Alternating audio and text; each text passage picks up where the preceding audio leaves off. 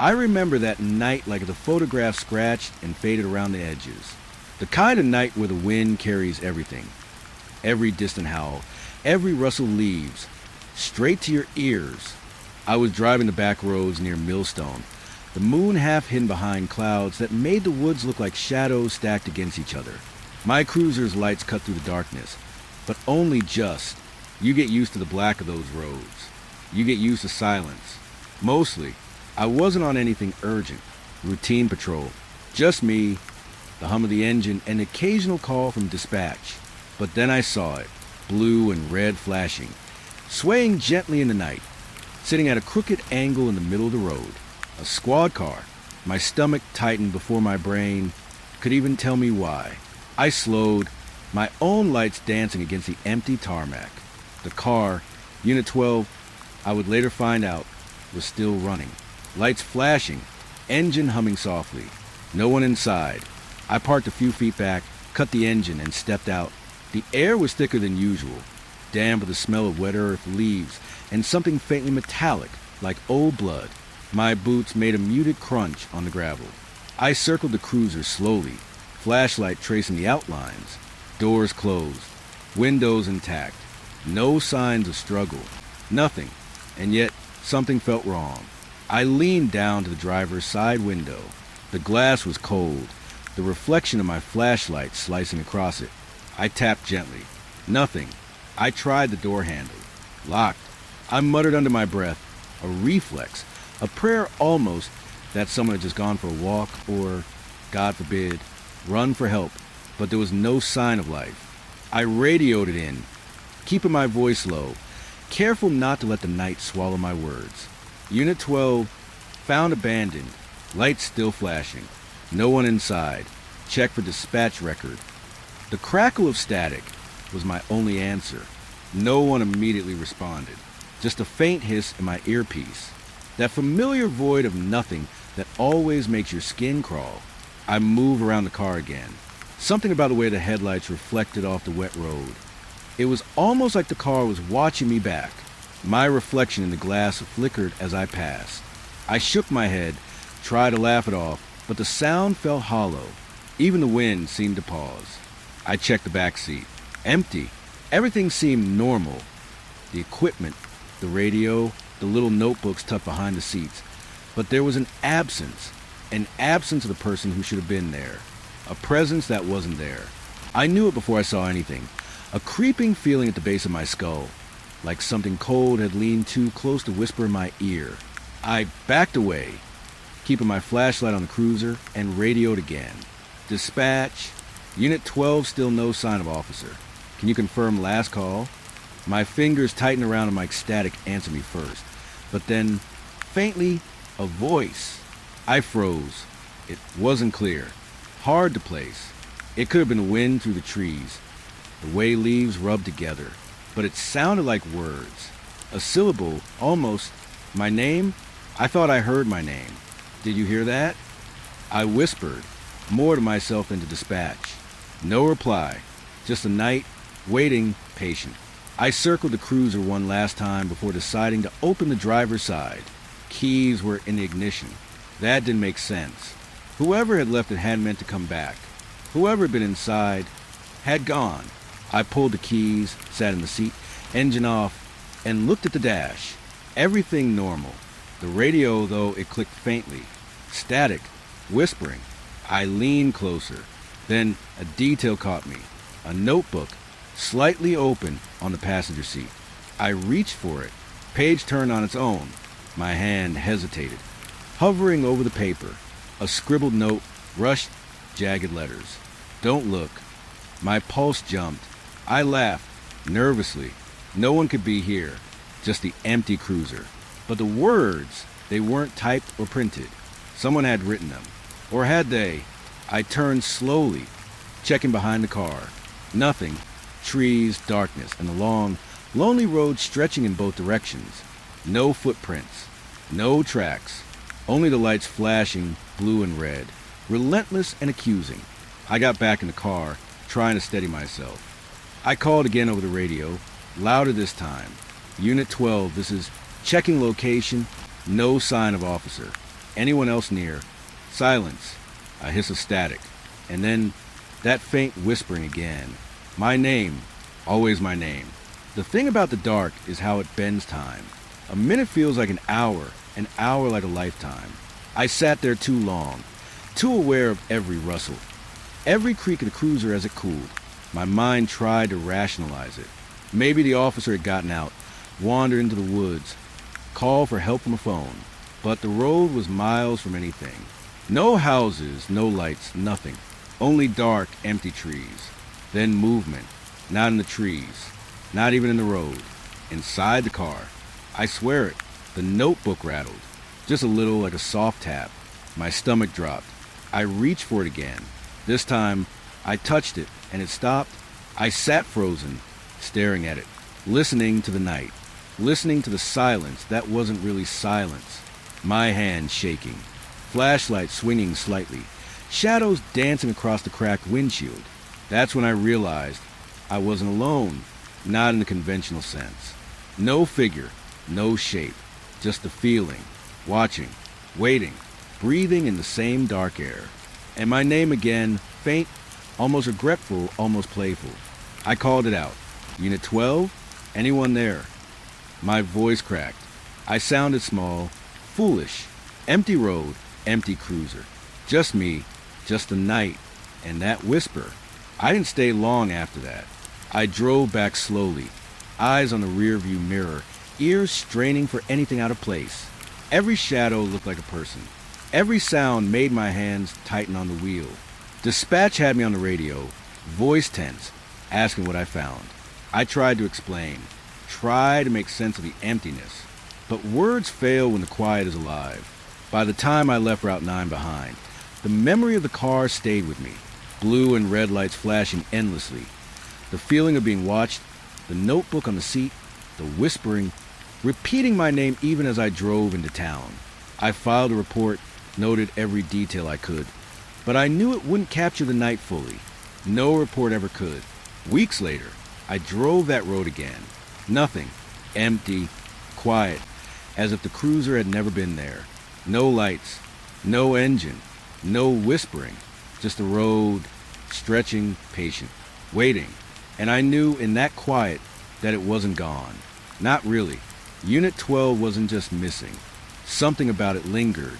Something patient, aware, and very much alive in the darkness. Sometimes, when the wind shifts just right, I swear I can still hear it.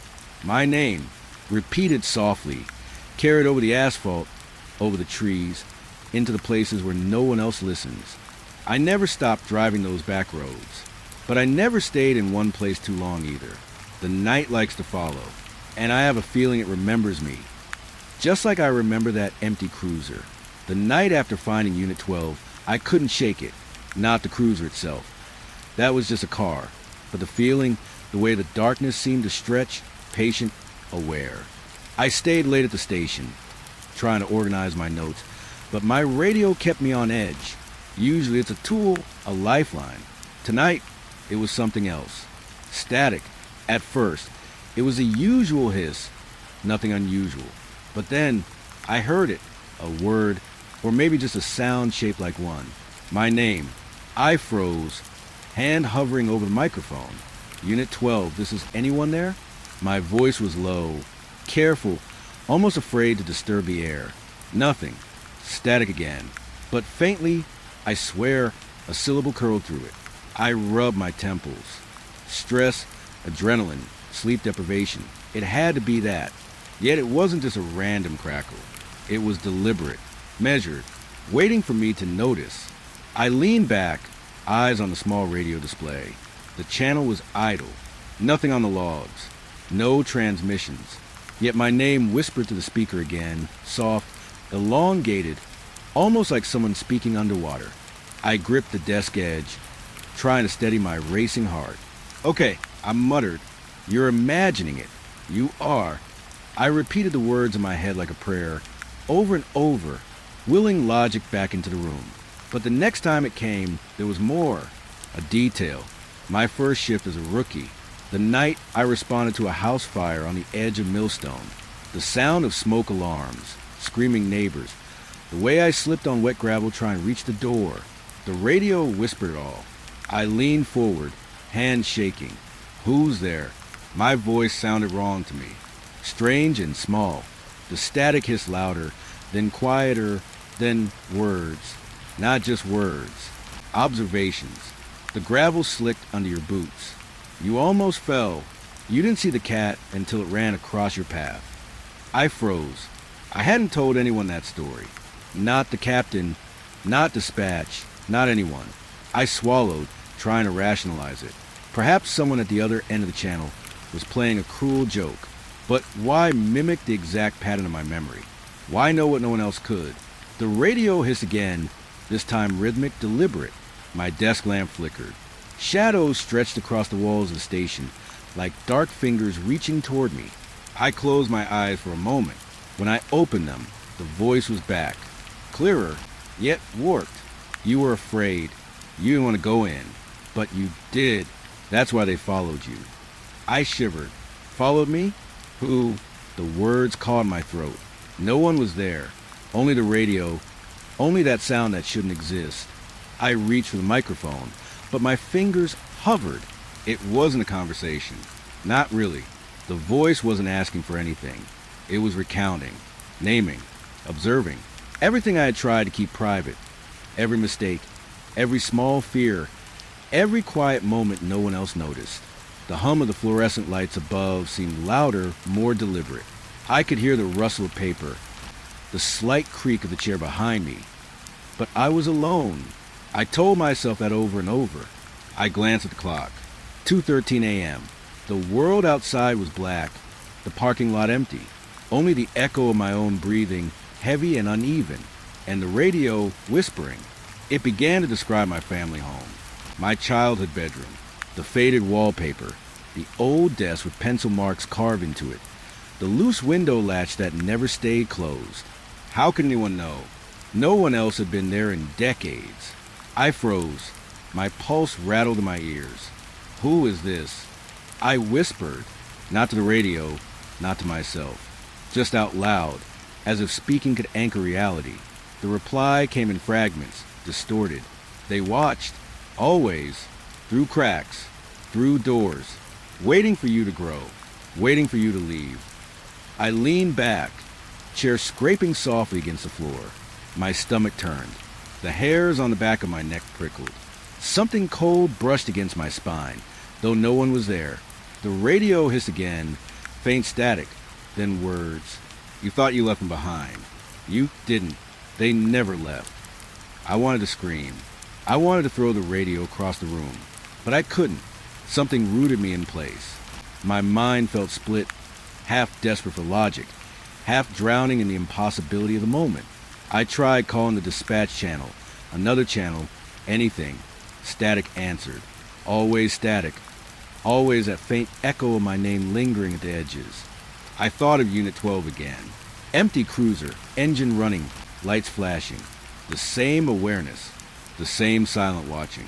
I realized then, with a sinking feeling, that maybe it wasn't just a car. Maybe it wasn't just a voice. Maybe this was something that followed, something that noticed, something patient. The radio whispered a name I hadn't heard in years. My first sergeant, dead, deceased for nearly a decade. And yet, it spoke of him as if he were sitting across from me. The words he supposedly said, the lessons he gave, memories only I could remember. I put my hands over my face, trying to steady myself. My chest burned. My throat ached from unshed words. Every instinct screamed to run, to leave, to pretend I never heard any of this. But I couldn't. I couldn't unhear it. Then, faintly, a laugh. Not human. Not really. Somewhere between static and breath. You are alone, but not alone. The words echoed in my skull as much as through the radio. The desk felt colder. The shadows heavier. My own heartbeat thrummed so loud, I thought it would shatter my skull. I forced myself to reach for the logbook, to write something, anything, details of the call, of the voice, of my reaction. The pen trembled in my hand. The radio hissed as if laughing at my efforts. And then, what made my blood freeze? I heard it behind me, not through the speaker. Not through the radio. Through the room itself. Breathing. Slow. Intentional. Something in the corners. Something waiting. Listening. Breathing. I spun around. Empty station. My reflection stared back from the glass of the window, but something was off. The reflection lingered just a little too long after I moved. A shadow in the reflection that wasn't in the room. Static again, low and menacing. My name, and something else. You remember. You always remember. I slammed the radio off. Silence. Absolute, trembling silence. My hands shook. My chest rose and fell. But the whispers didn't leave. Not really. Even without the device powered, I could hear them echoing faintly in the fold of my memory, replaying every detail, every observation, every fragment of my life I thought private. I didn't sleep that night. Couldn't. Every creak of the station, every hum of electricity, every distant howl of the dog sounded like it could be my name, drawn out and patient. I left the building at first light, keeping my eyes to the ground, ignoring the road, ignoring the wind that seemed to follow me. Weeks later, I double-checked the logs. Nothing. No record of any call. No transmission. No channel activity. Just silence. And yet, I know what I heard. I know what it said. I remember every word, every inflection, every whisper.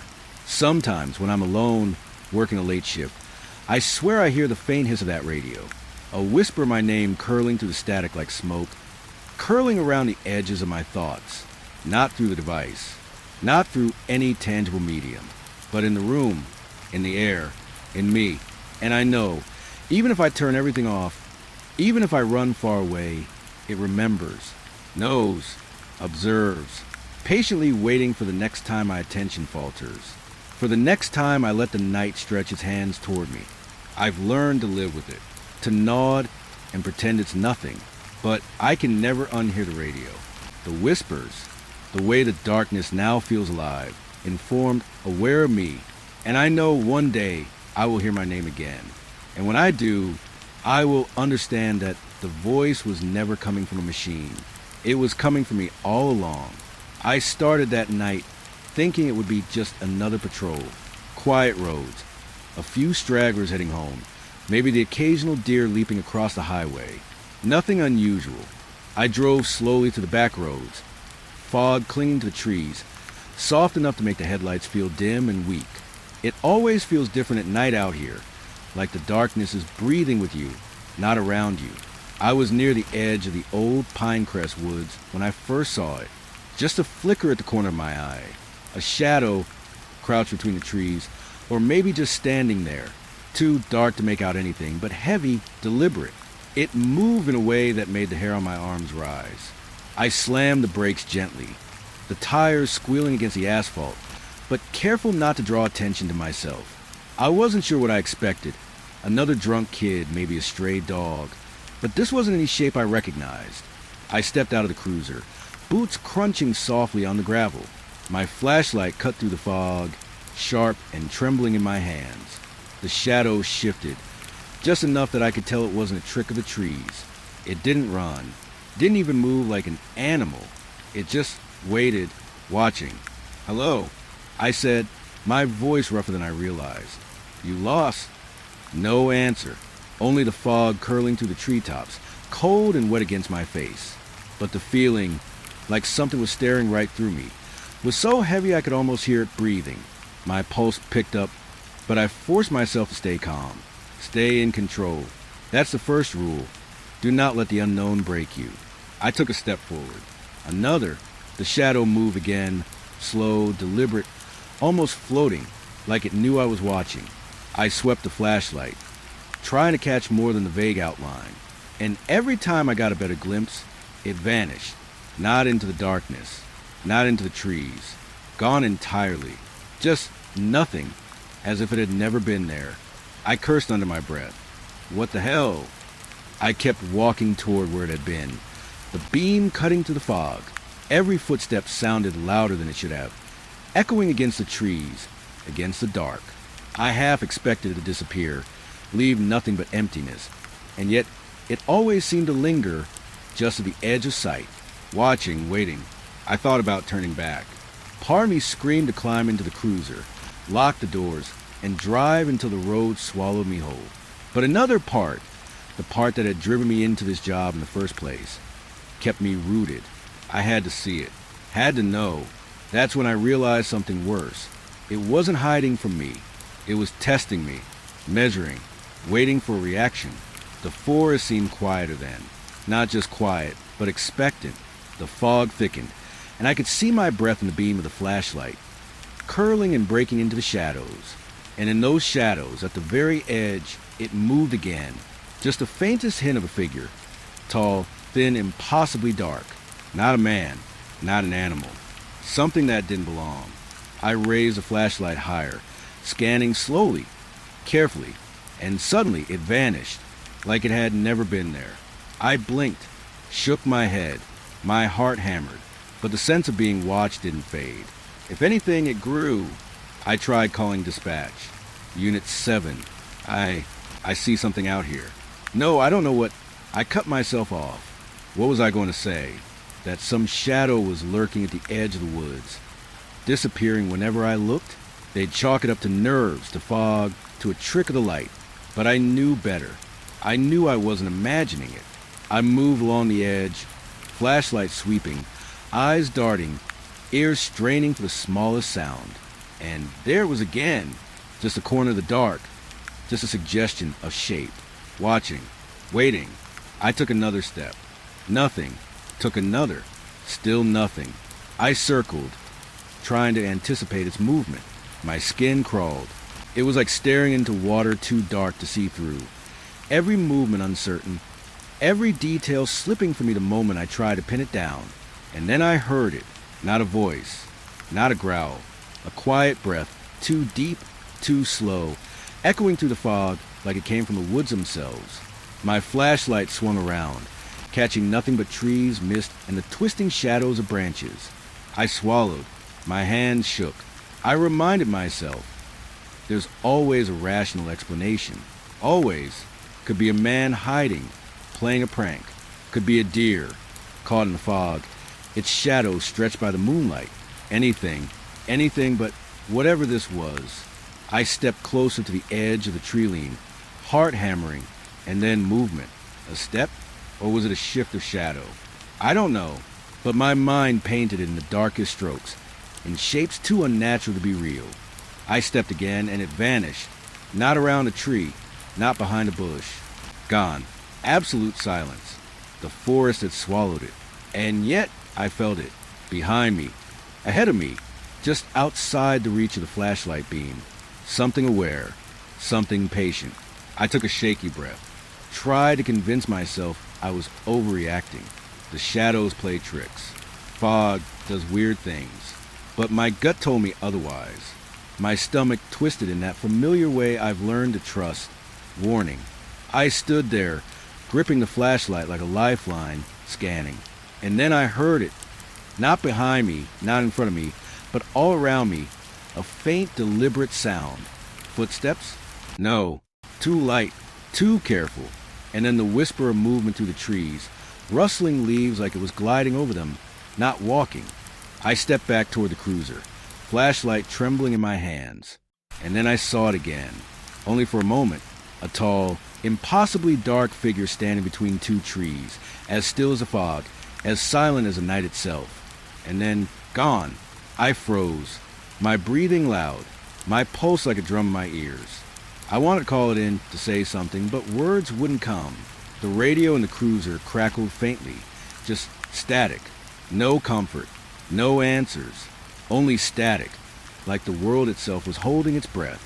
I circled the area once more, light slicing through the fog. Nothing. I checked every tree, every shadow, every hollow where something could hide. Empty. The forest seemed to pulse with quiet. Alive, but empty, waiting. Watching. I climbed back into the cruiser, doors locking with a soft click. The engine felt warm, a false reassurance, but I knew it didn't matter. Whatever had been out, there didn't need doors or locks. It wasn't human. It wasn't alive in any way I could measure. As I drove away, headlights cutting through the fog, I kept glancing at the edge of the woods. I swear I could see a shape in the corner of my eye. Just there, watching me leave, waiting. And every time I turned my head fully, nothing, only trees, only fog, only silence. But I know it's there. I know it waits at the edges. I know it learns from me. Every patrol, every turn down a lonely road, every glance into the dark, I carry it with me now, like a shadow stretching just beyond sight, just beyond reach, patient, watching, waiting. I stopped at the next checkpoint to radio in. All clear, I said. Standard check-in. The voice on the other end was calm, routine, nothing unusual. And yet I could still feel it. That presence, the thing that had lingered at the edge of the woods, following me in the fog. I didn't sleep well that night. Every noise, every shadow in my bedroom, every shifting of wind against a window felt like it was closer than it should be. And I knew, when I return to those back roads, when the fog rolls in thick and heavy, it will be there again, waiting, watching, patiently. I don't know what it wants. I don't know if it's tied to me or just drawn to the edges, to the dark that we all try to avoid. All I know is that it exists, and that knowledge is heavier than the fog, darker than the night. And when I drive those roads again, flashlight and cruiser, and heartbeat ready, I will see it again, just for a moment, just enough to know it is still there, at the edge, beyond the trees, beyond the light, beyond everything I can reach, waiting. I remember that night clearly. The highway was quiet, emptier than it should have been for a Friday evening. The fog rolled in low and thick, clinging to the asphalt like a wet blanket. Headlights cut through it in short, trembling beams. I was on routine patrol, just watching the roads, listening to the hum of the engine and the faint crackle of my radio. That's when I saw her, standing alone on the shoulder, a woman in a pale coat, her hair damp from the fog. She didn't wave, didn't call out, didn't even step toward the car as I slowed. She just stood there, motionless, watching. I pulled over and killed the engine. My boots made soft, hesitant sounds on the wet pavement as I stepped out. The smell of damp leaves and asphalt filled my nose. The fog pressed in, making the world feel smaller, tighter, like the night itself had closed in around me. "Ma'am," I said, voice steady, even though my stomach had started a knot. "You need some help?" She didn't move, didn't speak, just lifted her eyes toward mine, and for a moment I thought she might blink, but even that didn't happen, just the silence. I took a cautious step forward, flashlight in hand. The beam cut through the fog, illuminating her pale face, but her features were soft, almost too smooth. Her eyes were dark, reflective, and impossible to read. The hair sticking to her cheeks and neck made her look like she'd been standing in the rain for hours, though the highway had been empty all evening. "Are you okay? Did your car break down?" Still nothing, not a word. No nod, no shake. Just her standing there, waiting. I motioned to the cruiser. "Come on, let's get you out of the fog. You can't stay here." She didn't move. I felt my pulse start to speed. Something in the way she held herself, so still, so patient, made my stomach churn. I wanted to reach out, touch her arm, guide her to the car, but a part of me hesitated. Something didn't feel right. Before I could think further, she stepped back, not quickly, not like she was fleeing, just back. And in that moment, she seemed almost unreal, as if she were part of the fog itself. "Hey, wait," I called, taking another step forward. Nothing. She wasn't behind a tree. She wasn't hidden in the fog. She had just gone. The spot where she had been was empty. My flashlight swept over the shoulder and the wet asphalt, but there was no sign of her. No footprints. No scuff in the gravel. Nothing. I froze. My mind tried to make sense of it. Maybe she had ducked behind the guardrail. Maybe she ran into the trees. But the fog was thick, wet, and heavy. Any movement would have been visible. And yet, nothing. I called it in over the radio. Unit 5. I had a female stranded on Highway 42 near mile marker 17. "No, I don't see her now. Just the fog." "Copy." The dispatcher replied in a calm, routine voice, but I could hear the pause in her words. "Copy that, Unit 5. Did you check the shoulder again?" "I did." I said, my voice tighter than I intended. She's gone. Nothing but fog. I circled the area slowly in the cruiser, headlights slicing through the gray, trying to find any trace. I drove up and down the shoulder, scanning the tree line, the ditch, the roadside. Nothing. No footprints. No broken foliage. Nothing to suggest anyone had been there at all. And yet I knew she had been there. I had seen her, felt her presence, the way she had watched me, the way the fog seemed to cling around her. It wasn't something my mind could fabricate. I parked on the shoulder and stepped out again, flashlight in hand. The fog pressed in from all sides, thick and damp, muffling my footsteps. I called her name aloud this time, louder, more insistent. Ma'am, are you there? Nothing, not a sound, only the distant hum of the road and the soft swish of fog curling around the guardrails. I felt my throat tighten, a cold prickling crawling down my spine. There was no way she had walked off unnoticed. I had been too close, too much light, too much attention, and yet gone. I retraced my steps to the cruiser, checking the mirrors. Nothing.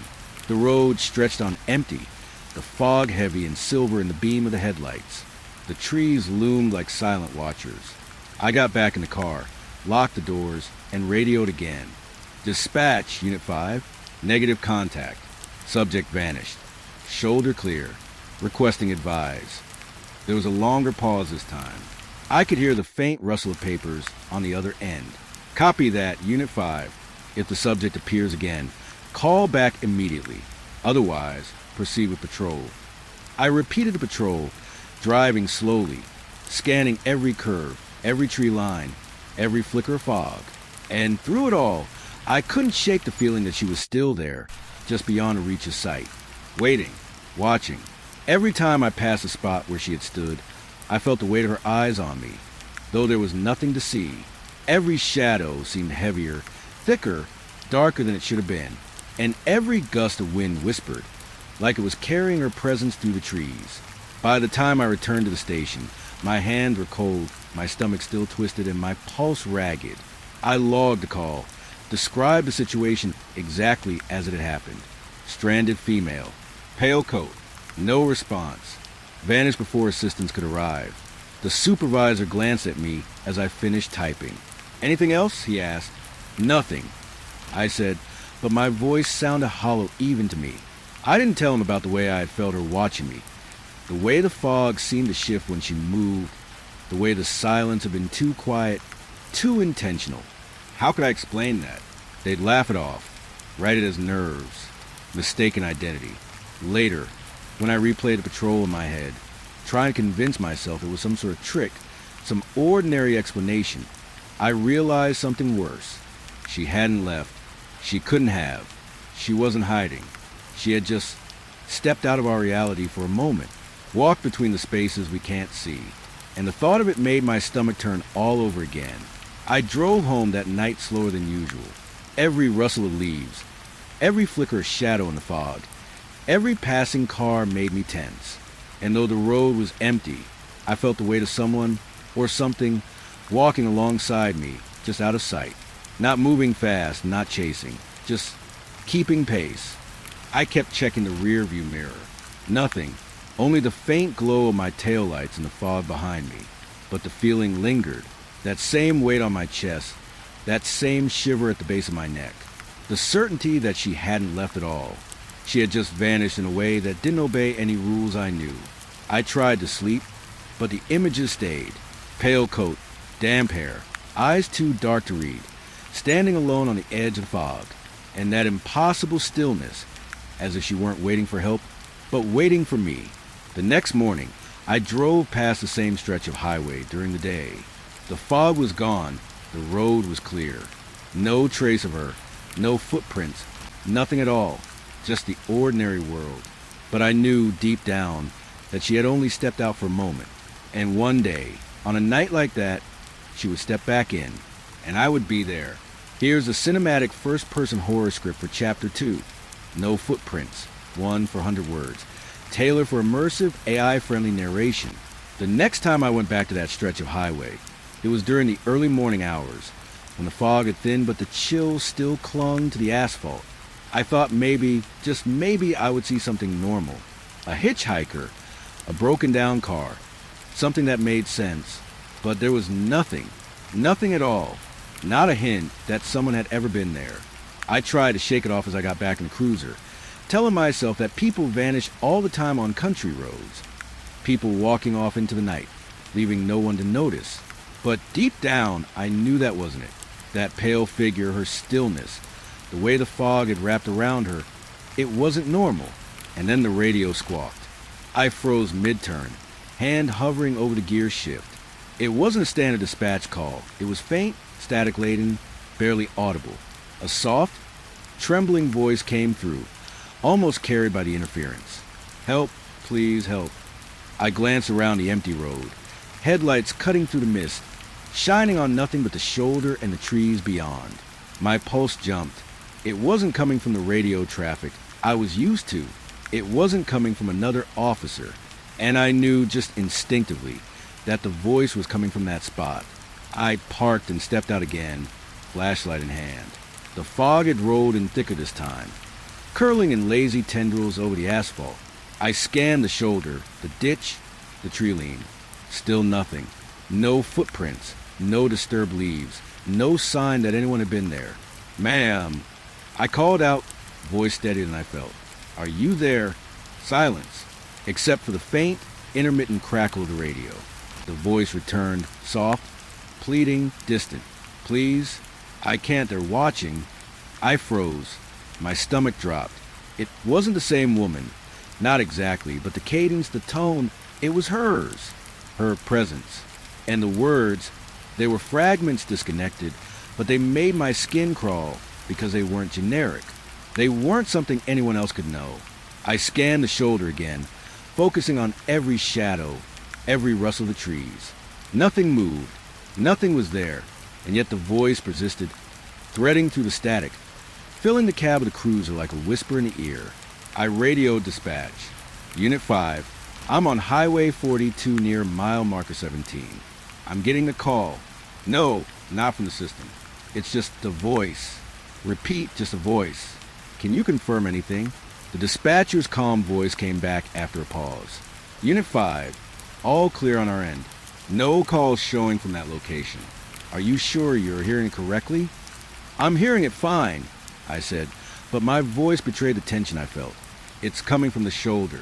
I can feel it. It's there. I hung up and sat in the cruiser for a moment, trying to steady my breathing. The fog pressed against the windows, and the faint crackle of the radio didn't stop. Even with the volume low, the voice seeped through. Please, I can't, they're watching. I stepped out again, flashlight sweeping over the shoulder and the tree line. The ditch was clear, the guardrail intact, the gravel undisturbed. No footprints. Nothing. It was impossible. And yet, I knew what I had seen the night before. I had seen her, felt her presence. And now, in the soft dawn light, the air seemed heavier, quieter, waiting. The voice on the radio shifted. Not louder exactly, but more urgent, more directed. Officer, you're here. I froze mid-step. My own name, carried in static, in fragments of a whisper I could barely make out. How could anyone know I was here? Only the woman. Only that presence could know. And yet, the radio was dead silent when I touched it. Nothing but a faint hum of power, the dial glowing faintly. I started pacing the shoulder, flashlight scanning the fog, trying to convince myself it was a prank. But the voice returned almost immediately, more insistent now. Don't turn around, they'll see. I spun, hand instinctively reaching for the holster, my stomach twisting. No one. Nothing but fog curling in lazy ribbons. Sunlight beginning to touch the treetops far off in the distance. The road stretched empty, infinite and silent, as if nothing had ever happened. And yet, the static carried on, repeating fragments of what had been whispered the night before, details I could not possibly have spoken out loud, names of towns I'd grown up near, descriptions of the deputy station, the interior of my cruiser, the faint dent in the left door that only I knew about, every detail, every single one, and no footprints anywhere. I tried to trace the call again. thinking maybe the dispatcher could help locate it.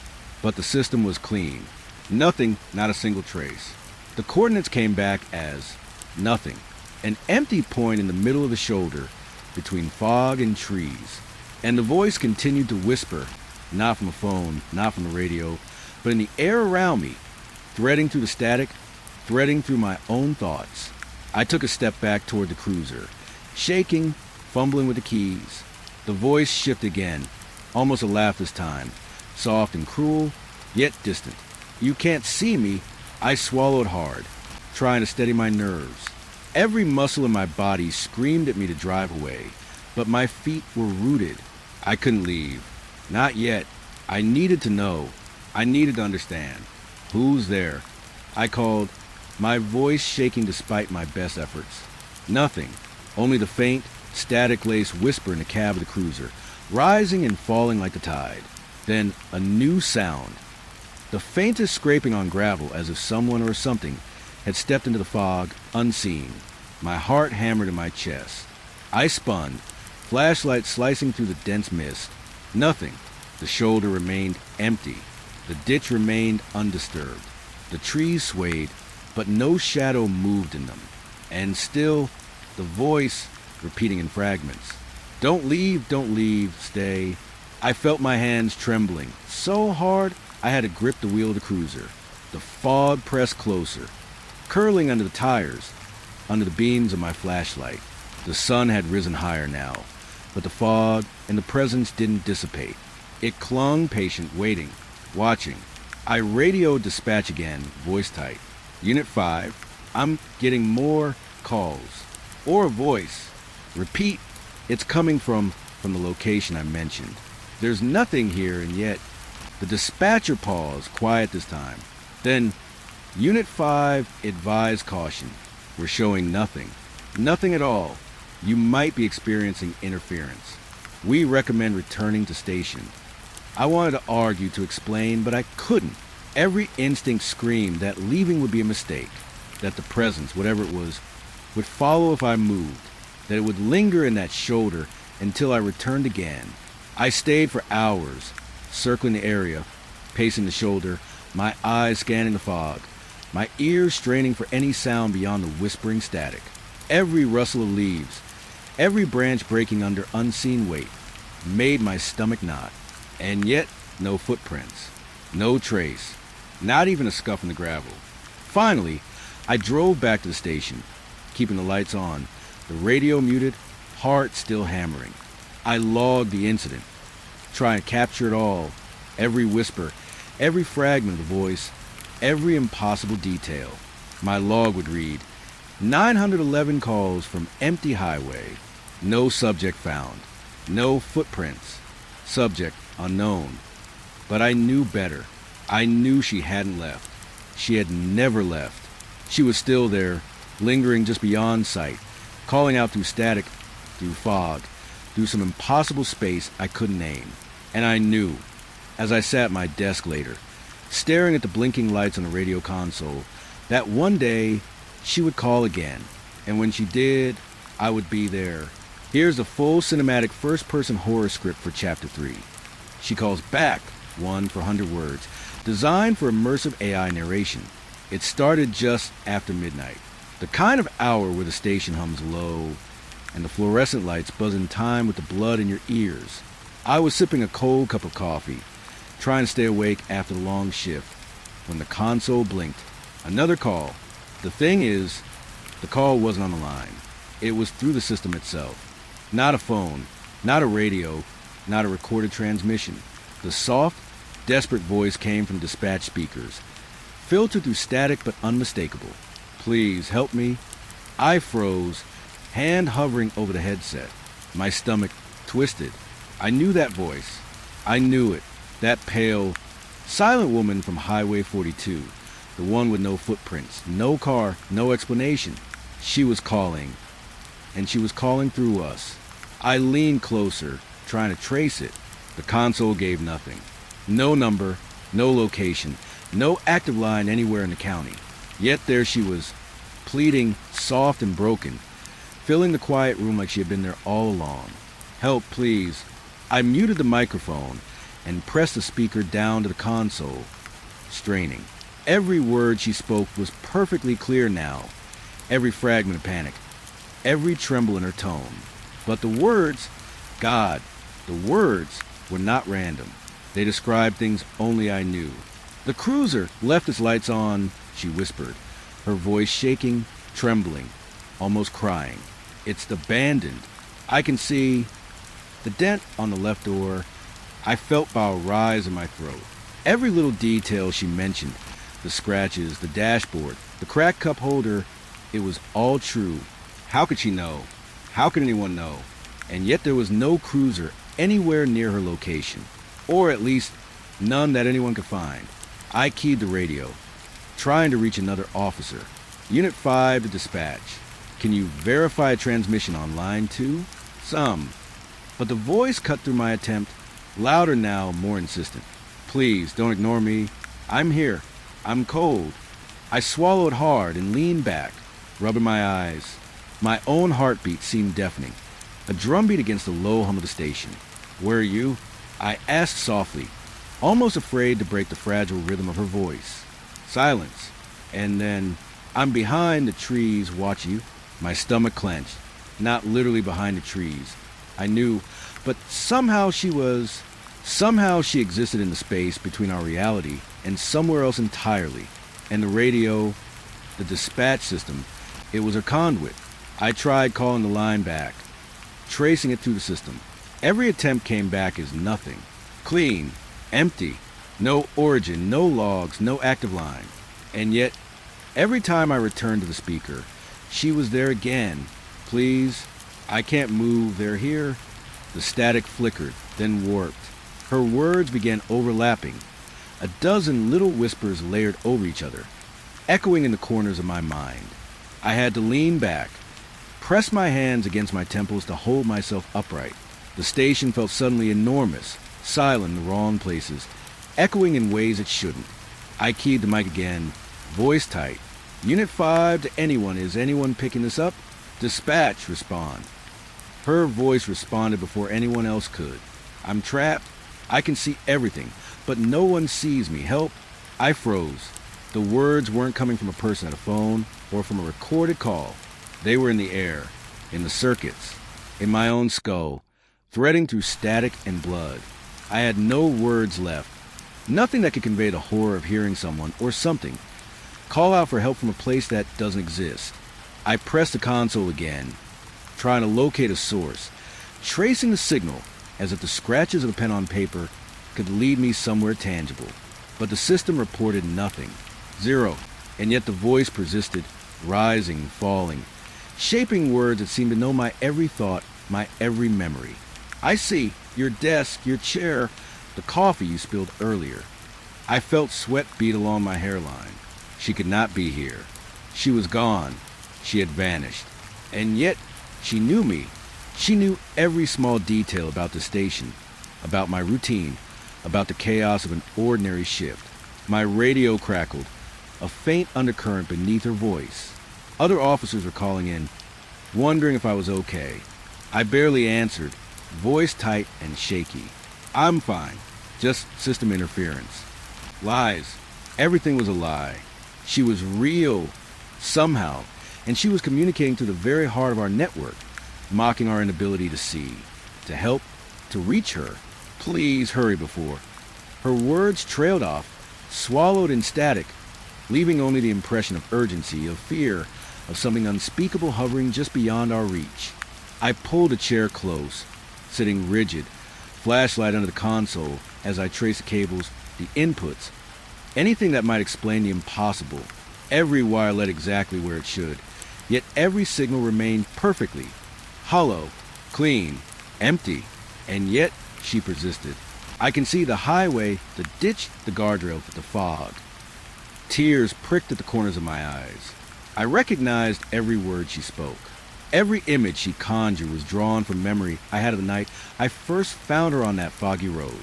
And yet, it wasn't memory. Not entirely. It was present, unfolding, live, and inaccessible. I leaned back, pressing my head against the wall, trying to steady my breathing. My mind was racing. My heart was racing. But above it all, there was her voice, threading through the static, gentle now, almost pleading, almost human. Please, don't leave me, don't go. I wanted to answer, to reach through the console, to touch the voice and pull her into the real world. But there was nothing to touch. Nothing at all. Just whispers, fragments, impossibilities. Minutes or hours, I don't know, passed. The fog outside thinned. The hum of the fluorescent lights became less oppressive. I logged the incident as best I could, leaving spaces for the parts no one could verify. The voices, the details, the impossibility of her presence. And yet, I knew she would call again. Later, when I left the station, coffee long cold, console silent. The streetlights flickering outside seemed to hum her name in the quiet. I could feel her watching, waiting, pleading. And I knew that one day, when someone else picked up the microphone, when the system hummed and crackled just right, she would call them too, and they would hear her. I drove home that night slowly, keeping the windows up, lights on, and radio muted. But in the back of my mind, her voice lingered, whispering details only I could know, threading itself into memory, threading itself into fear, until sleep became impossible, until everything familiar felt hollow and wrong. And I realized something terrible, something I can't explain and never will be able to. It wasn't that she needed help. It was that she knew we couldn't help. That she had found the space between what we could perceive and what we could not. And in that space, she existed, alive, calling, pleading, laughing, and watching. And no one could reach her. It was just past 9 when the call came in, a routine welfare check, the kind that usually ended with a polite knock and a neighborly explanation. The dispatcher had given me the address for 12 Willow Creek Lane. I'd driven by it 100 times. The small 2-story house tucked behind a row of overgrown maples, paint peeling at the edges, wind chimes swaying the breeze. Empty, quiet, forgotten. Or so I thought. I pulled up, siren off, lights dimmed. The street was silent, too silent for this time of night. Windows glimmered with the soft glow of lamps, the kind you'd expect from a house that still had someone inside. And yet, as I parked and stepped out, I could feel it. Something off, something wrong. I knocked, 3 sharp raps. Nothing. I tried the doorknob. Locked. The glow in the windows didn't change. I could see the curtains shift slightly, as if someone had noticed me standing there. But when I called out, "Hello? This is the sheriff's office checking on Mr. Lane," no answer came. I circled the house, flashlight cutting through the shadows. There was a porch swing moving gently, though the air was still. The screen door rattled under my grip. And then, the first hint that I wasn't imagining things, a faint sound of footsteps upstairs. Heavy, deliberate, slow. I froze. "Mr. Lane? Anyone here?" I called again, voice steadier than I felt. The steps stopped, just like that. Silence. I kicked the door gently, and it gave a little. Not unlocked, but not firmly shut either. I pushed, heart racing, and it creaked open, revealing the dark interior. The living room smelled of dust and faint air freshener, like someone had tried to make it feel lived in. But there was no one. Chairs were perfectly placed, the couch cushions fluffed, TV off, dinner plates cleared from the table. Everything in its place. Too much in its place. I moved cautiously, flashlight sweeping every corner. I called into the house again, but the only sound was my own voice bouncing back at me. Then I heard it, a whisper, soft, almost a breath. "Help!" My pulse spiked. I spun around, flashlight swinging. Nothing. Empty room. I tried to tell myself it was the wind, a trick of acoustics, something that happens when a house is old and hollow. But there was again, clearer. "Help me?" I froze in the center of the room, every nerve on edge. The whisper wasn't coming from one direction. It was everywhere, from the corners, the walls, maybe even from inside my own skull. My hands shook as I reached for the radio. "Dispatch, this is Unit 7. I'm inside the house at 412 Willow Creek. No one's responding. Possible welfare concern," I said, keeping my voice calm. Static, then a faint response. Not from dispatch. Not really. Something else. Something that carried a weight, a cold familiarity. like a shadow brushing past the back of my mind. I swallowed hard, tried to shake it off. My eyes scanned the staircase. The steps groaned as if someone or something had just moved. I took the first step up, flashlight trembling. The hallway stretched before me. Doors closed, shadows pooling at each threshold. I called again. No answer, just silence. Then a soft creak behind me. I whipped around. Empty hallway. And yet, I knew I wasn't alone. I approached the first door on the left. Locked. I rattled the handle. Nothing. The second door. Halfway down the hall. I tried next. Closed, but not locked. I pushed gently. The room was empty. Bed made. Dresser drawers closed. A single lamp casting a dim circle of light. But the air was heavy, thick, almost tasting like iron. I could hear my own heartbeat, loud and steady, and then breathing. Not mine. Someone breathing, slow and deliberate. Somewhere in the room. I spun around, flashlight catching nothing. I whispered, "Who's here?" No answer, just a faint rustle of fabric, like someone moving just out of reach. The hair on my arm stood on end. I reached for the radio, hand shaking, and called again. "Dispatch, Static swallowed the words. Then, faintly, a reply not from dispatch. "Please." My stomach dropped. I knew that voice. Not a voice I'd ever heard. Exactly. But a tone. A feeling. Someone afraid. Someone trapped. I backed out of the room slowly. Every step deliberate. The hallway stretched endlessly. Shadows deepening. The whisper followed me. Not behind me, not ahead, but everywhere at once. Help. I made it to the top of the stairs. Flashlight catching the railing. The last door at the end of the hall. I reached for the knob. Cold. I twisted. Locked. A floorboard creaked behind me. I whipped around. Empty. But I could feel it. There was something there. Something waiting. Something watching. I called into the house one last time. "Sir, if you can hear me, please come to the door." Silence. Then the whisper, soft and distant, but unmistakable. "Don't leave." I froze, hand on the knob. I could feel the weight of it. The desperation, the fear, the insistence. Not just a person asking for help. Something else. Something older, hungrier, closer than it had any right to be. I backed down the stairs slowly, keeping my flashlight aimed at the hallway.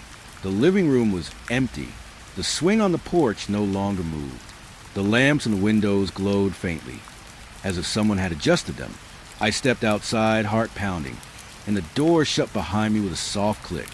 I stayed on the porch, chest heaving, staring at the house. Windows still glowed. Shadows still shifted, but the street was empty.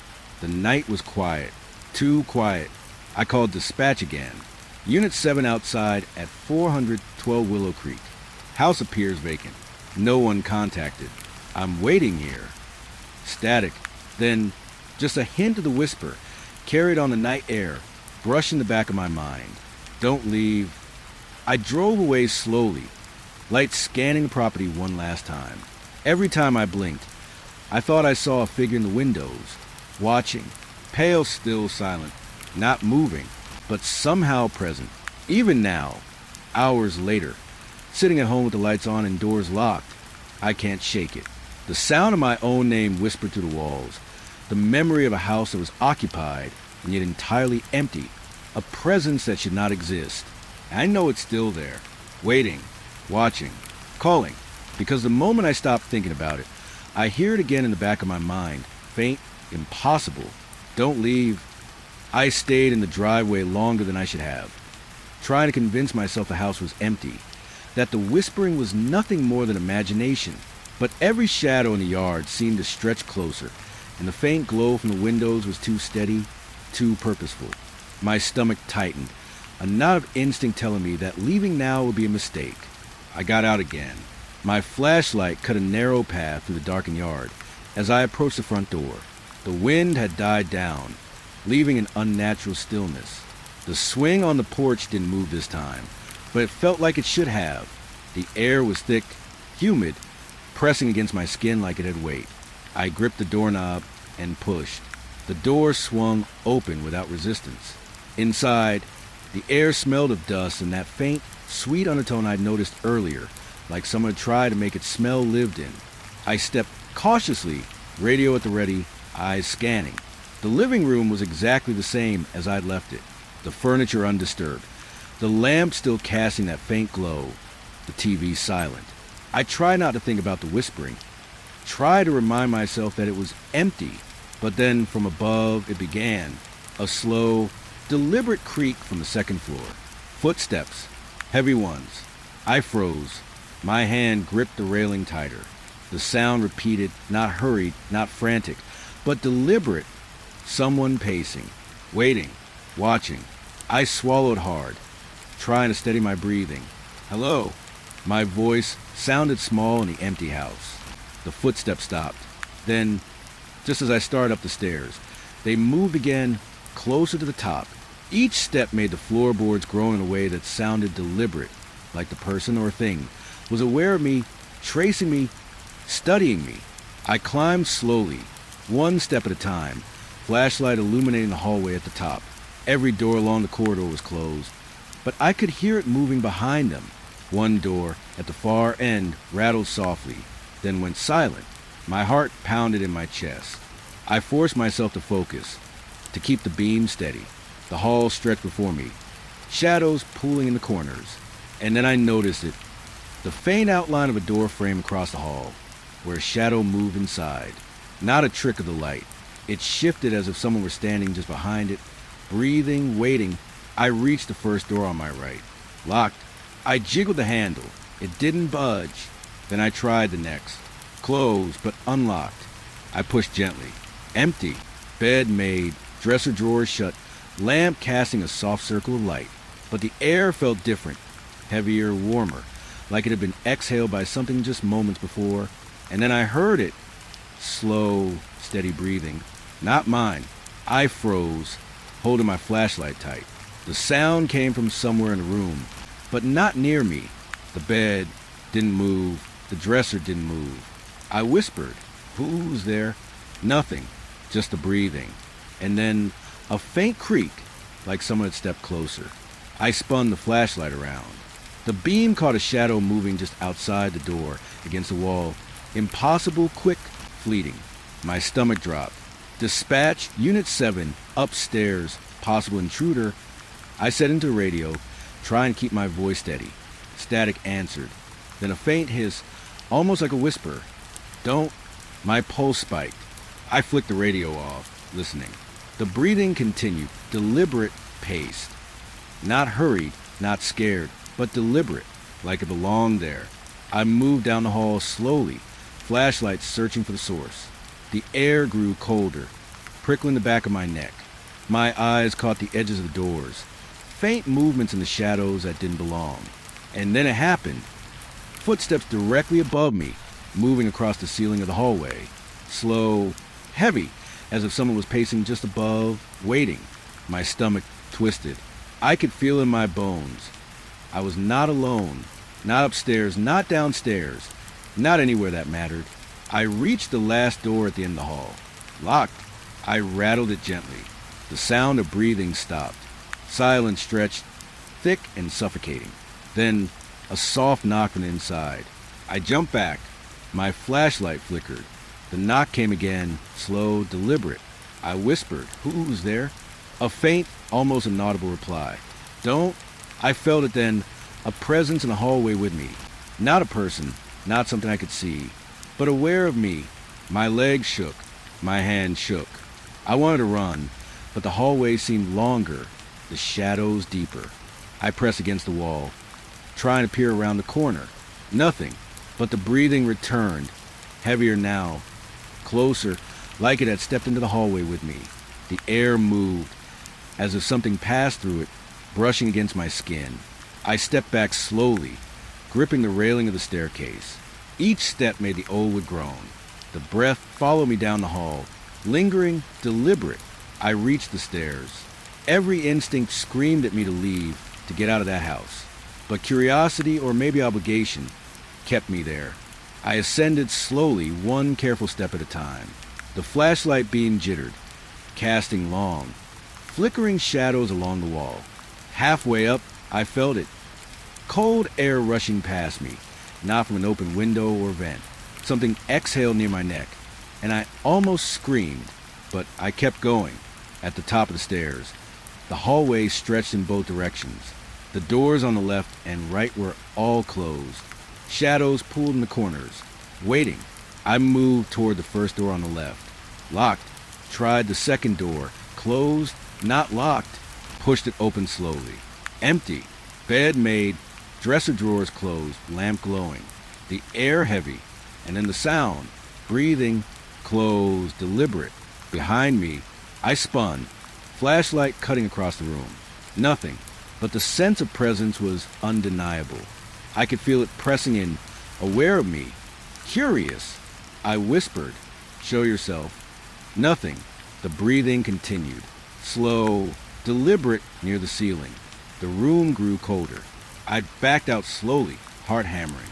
Down the hall, toward the stairs, shadows shifted. Not natural, not human. The air vibrated with it. My flashlight caught movement, just a flicker, but it was enough. Enough to know I wasn't imagining this. The last door at the end of the hall rattled. I froze. The faintest exhale brushed past me, warm and wet, like someone standing right behind me. My stomach knotted. "Please," I whispered. No answer. Just the heavy footsteps above me again, pacing, deliberate, waiting. I retreated down the hall to the stairs. Each step felt heavier, the air thicker. I could feel the house watching, listening, waiting. The breathing followed me all the way down, echoing in the empty rooms, impossible to locate, but undeniably there. I reached the living room. Flashlight beam sweeping, nothing moved. Windows still glowing, silent. I could feel the air shift behind me, almost imperceptibly like a sigh. The front door stood ahead, a promise of safety I didn't believe. I stepped outside, chest heaving, radio shaking in my hand. The night was calm again, too calm. The house loomed behind me, dark, silent, but I could feel it, the heavy presence of footsteps, deliberate, watching, breathing, waiting. Even from the yard, I could feel it, like eyes on my back, following my every move. I climbed into my cruiser, hands gripping the wheel, heart hammering. The house remained, watching, breathing, patient. I drove away slowly, glancing in the rearview mirror. The windows glimmered faintly. Shadows stretched in impossible directions. And though I didn't hear it this time, I felt it. Heavy, deliberate, inside the house, pacing, waiting, aware. I knew I would hear it again, sooner or later. Breathing upstairs, heavy and deliberate. And I would never forget it. Here's the cinematic first-person horror script for Chapter 3. Still inside, 1 for 100 words. Tailored for immersive AI narration. I didn't want to go home. Not yet. Not after that house. But duty or maybe stubbornness pulled me toward my own front door. The cruiser's headlights cut a narrow path through the darkness. But even with them, the road felt too long, too quiet. My hands gripped the steering wheel tightly, knuckles white. The house behind me, the one on Maple Street, should have been empty now. I had walked every hallway, every room, flashlight in one hand, radio in the other, calling it out. Nothing. Empty. Silent. Too empty. But it felt alive. The air in there had felt heavier, almost watching me. And now, I was beginning to wonder if it had followed. Pulling into my driveway, I parked in the faint glow of the porch light. My own house felt smaller than usual, constricting. I stepped out of the cruiser, the cool night air brushing my neck. And for a moment, I almost convinced myself that the oppressive feeling, that heavy sense of being observed, had stayed back at Maple Street. But then I noticed the front door. The lock clicked, slow, deliberate. I hadn't touched it. Not yet. I froze. My stomach turned over, every instinct screaming at me. Maybe it was just the adrenaline, maybe the nerves, but something in the air felt wrong. Something had followed me. I pressed my hand against the doorknob, turned it slowly. The door swung open. Quietly. Too quietly. The house smelled the same as it always did. Clean, faintly of coffee and the faint scent of my dog's bed.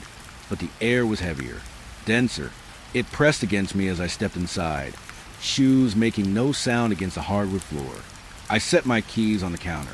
Every shadow seemed to move just slightly out of the corner of my eye. I told myself it was nothing, just nerves. But the weight in the air was too specific, too focused. It followed me into the living room. I could feel it in my chest, in the back of my neck. Not a person, not something human, but aware.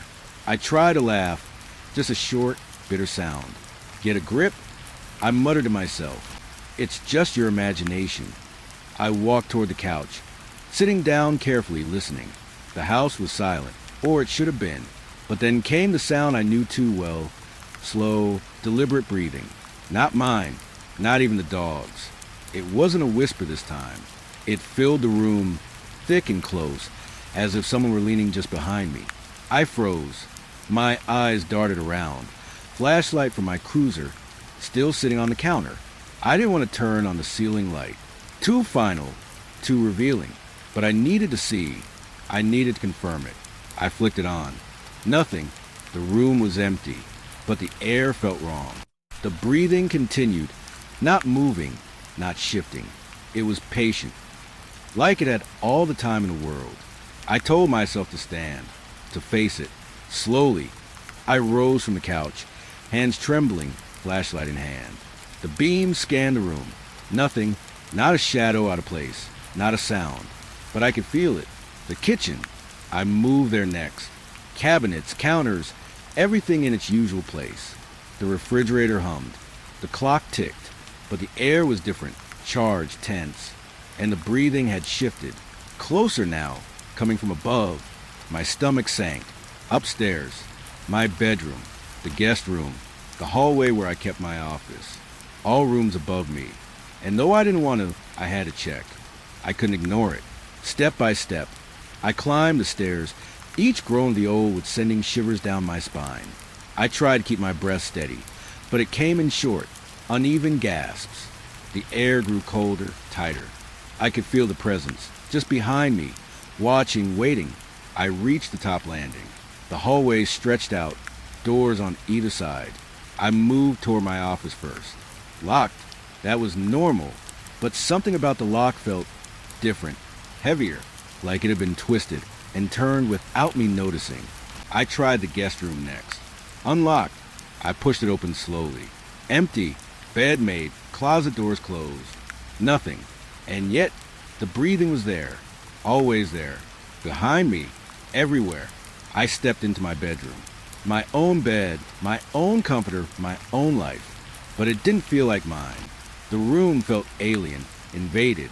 The air pressed against my skin. Shadows pulled unnaturally in the corners. And then I heard it. Slow, deliberate footsteps across my floor. Not hurried, not clumsy, but careful, calculated. I spun, flashlight slicing the darkness. Nothing, just the familiar shapes of furniture. Curtains swaying slightly as the air moved. But I knew it was there, not just in the house, in me. Following, watching. I backed away toward the door, radio in hand. I tried calling dispatch. My voice cracked. Unit 7, I think I've got someone in the house. Static, then a faint hiss. A whisper. We're not done. I froze. My blood ran cold. The voice wasn't human. It had no origin, no source I could see. But it knew me, knew I was alone, knew I was scared, and it was patient. I dropped the radio. My hand shook violently. I tried to convince myself that this was all nerves, imagination, adrenaline, but the feeling in my chest said otherwise. Something had followed me from Maple Street. Something patient, deliberate, aware. I backed toward the window, planning my escape, but the night outside seemed too far, too distant, too quiet. And then I noticed it, a shadow against the far wall, thin, dark, shifting just at the edge of vision. It didn't move like a person, but it was moving, observing, waiting. I wanted to run, to scream, to throw myself out the window, but my legs felt heavy, my body slow. The presence pressed against me from all sides. The air vibrated with it. I could feel its patience, its awareness, its focus on me. I whispered, almost to myself, "Go away. Just go away." Nothing. The shadow didn't move, but the air changed. The breathing, still deliberate, still behind me. I backed into the corner of the room, flashlight trembling in my hand. The presence felt everywhere, suffocating, patient. I tried to listen to my own heartbeat, tried to convince myself it was all in my head, but it wasn't. It was too real, too aware, too close. The night stretched on, hours, maybe minutes. I couldn't tell. Every creak of the house, every sigh of the air, every shadow at the edge of my vision made me jump, made my stomach turn. I didn't sleep. I couldn't. The presence remained patient, deliberate, breathing, watching, following. By morning, the sun rose weak and pale, but it didn't matter. The house, my house, didn't feel like mine anymore. It felt invaded, watched. The presence had followed me home. It didn't hide in the corners. It was in the air and the walls and the floorboards, pressing against me, patient, deliberate, aware.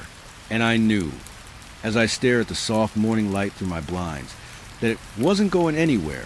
Not Maple Street, not the house behind me, not anywhere I could reach. It had claimed my home, my space, my life, and it waited, always.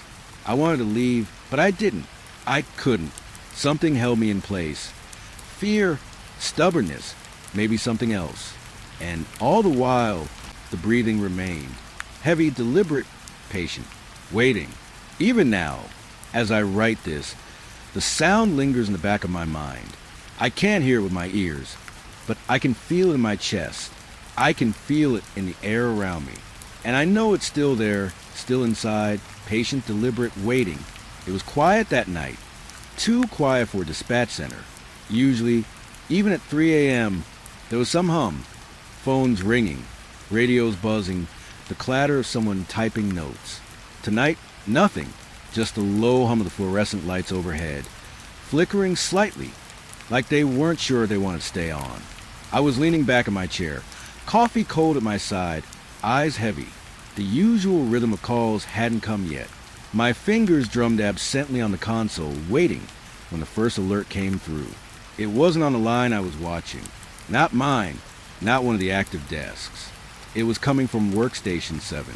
The screen blinked bright for a moment. Incoming call. 9/11, but nobody was sitting there. Nobody had been for months. I froze, staring at the empty chair, the headset dangling, its cord curled neatly beside it as if waiting for someone who would never return. "Hello," I said aloud, even though the mic wasn't active yet, my own voice sounding hollow in the dead air. The screen flashed again, call still active. I hesitated. There was no way this was real. Workstation 7 had been offline for repairs, taken out of service. It should have been dark, empty, safe. I reached out slowly and tapped the console. The call didn't drop. It didn't even ring in the normal way. Just existed, a soft static hum, low and almost imperceptible, vibrating in my chest as I leaned closer. "Dispatch, can you hear me?" I asked, trying to keep my tone steady, professional. Silence. At first, I thought it was a deadline. I was about to close it, to end the call, when the sound began. Not a voice, not a scream, just a quiet, low, almost deliberate static, like someone breathing through a microphone that wasn't there.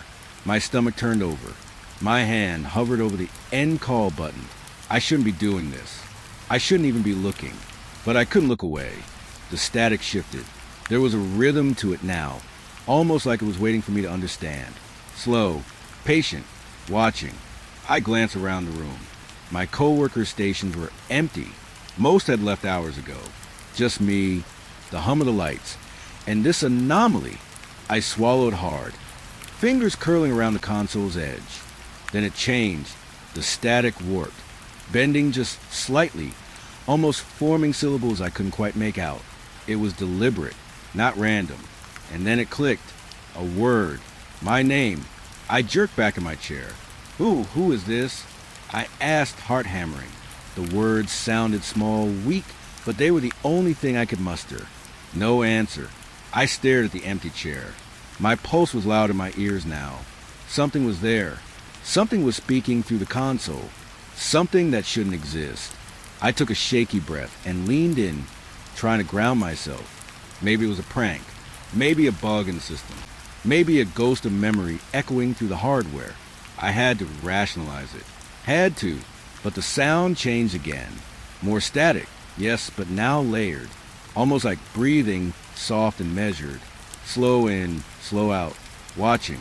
Patient. I reached for the headset. My fingers trembled as they brushed the cord. The chair remained empty, no one in sight. But I could feel it. The presence. Not a person. Not human. But aware. Dispatch. My voice caught my throat. The line hummed louder now. Not a call, not a ringtone, but a living thing pressing against the edges of my consciousness.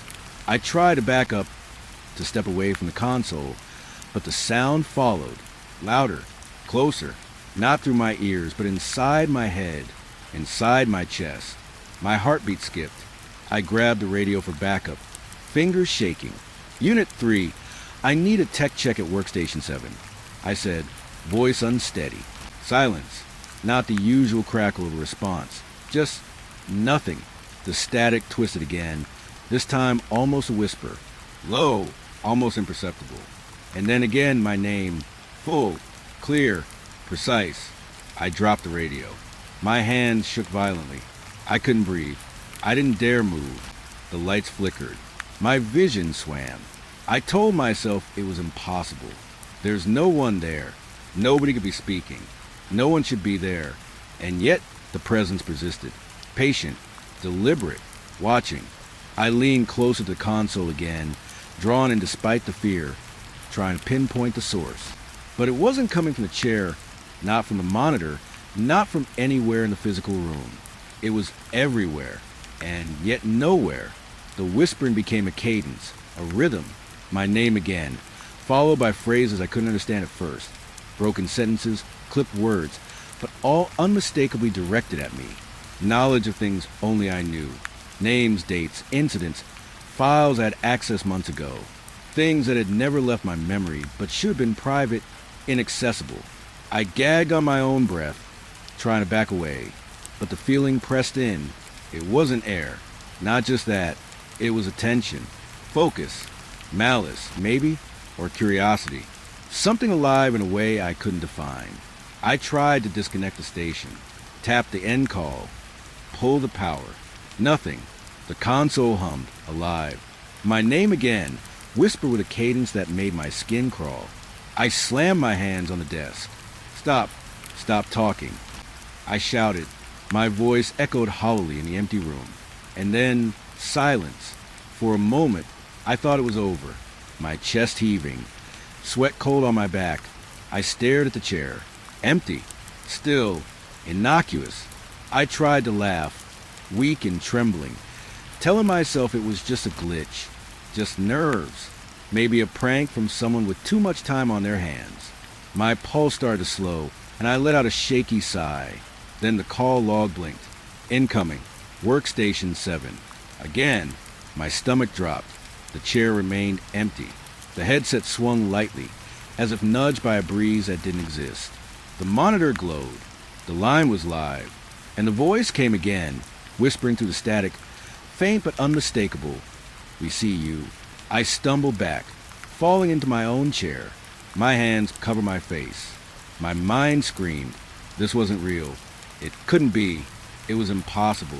But I had heard it, felt it, known it. The office lights flickered. The hum of the building grew low and deep, resonating with something primal in my chest. The static from Workstation 7 wasn't just sound. It was attention, focus, a living presence inhabiting hardware, reaching through the emptiness, tracing me, reading me. I couldn't move. I couldn't think. I just sat there, trapped by the chair, the desk, the impossible, listening to the voice that shouldn't be. Minutes passed, or hours. I had no sense of time. Each flicker of the fluorescent lights, each subtle hum in the console, felt like a heartbeat counting down to something I didn't want to know. And then I realized it wasn't going away. No power cycle, no unplugging, no rational explanation could stop it. Workstation 7 remained alive, and with it, the voice, the whisper, patient, deliberate, personal, I left the room hours later, long after the sun began to push through the blinds. The line never dropped. The monitor never went dark. Workstation 7 remained, and it watched, always watching. Even now, when I close my eyes, I hear the hum, the whisper, my name, a voice that knows where I am, even if the chair is empty. And I know, deep in my bones, that one day it won't just be a voice. I shouldn't have gone back. I know that now. But when the call blinked again on Workstation 7 and the whispering started, my curiosity outweighed any shred of reason I had left. I leaned in closer, heart hammering, hands shaking, trying to steady myself. The line hummed faintly, the soft static like a pulse. And then it spoke, not a whisper this time, not just a static pressing at the edges of my mind. A voice, low, distorted, stretched and broken, like it had been run through 100 filters, yet unmistakably aware. "Hello," it said. My name followed, warped and metallic. Not just spoken. It was drawn out, intentional, aware. I jerked back, nearly falling out of my chair. My breath caught in my throat. I stared at the empty workstation. Empty. There was no one there. Nobody could be talking. Who is this?" I stammered. My voice sounded small and weak, swallowed by the hum of the building. The voice didn't answer right away, just hummed through the static. Then, "I know you." I froze. Every instinct screamed that I should run, that I should hit power, call someone, anything, but I couldn't. Something in me held me there. It was watching, waiting. "Know me?" I croaked. I don't understand." "You do," it said. My name again, soft, deliberate, but this time it was more. Details followed. Things only I would know. Names, events, files I'd handled years ago. Dates, numbers, things that shouldn't have left my memory. But they had, somehow it knew. I swallowed, dry mouth, heart racing. This isn't possible. There's nobody there. There can't be. Impossible is a word humans like to use, it said, voice bending and stretching in ways that made my skin crawl. But here we are. You are here. And I see you. I reached for the headset, trembling, fingers brushing the cord. My hands felt numb. Stop this. I don't." The voice laughed, not a normal laugh, a warped, metallic, echoing sound that seemed to crawl along my nerves. "Stop? I haven't started yet." I pressed the mute button, slammed the console's power switch. The screen went dark. The chair remained empty, the room silent, except for the hum of the lights and my ragged breathing. I sank into my chair, trying to collect myself, trying to tell myself it was over, that it had been a glitch, a software error, a prank, anything but what it actually was. Then the console blinked, soft green, like it had never been off. The line reconnected. "I told you," the voice said, calm, patient. "You cannot leave." I jerked upright, the chair still empty, the headset still dangling, the monitor glowing softly. My pulse thundered. I tried call for tech support, hit the radio. No response. Not a crackle, not a click, just silence. And the voice continued, now in sentences, complete thoughts, still warped, still digital, but aware of me, of where I was, how I moved, even the little twitch in my left eye I'd always hated. "I know what you did last week," it said. My blood ran cold. My hands clutched the edge of the desk. "I know who you called. I know who didn't answer. I know the files you hid, and the ones you forgot." I shook my head, trying to make sense, trying to rationalize. "This isn't real. This can't be real." "Oh, it's real," it said, and this time the words weren't just digital. The room seemed to vibrate around me. The hum of the lights deepened, low and resonant, pressing against my chest like a weight. "I am real as your fear."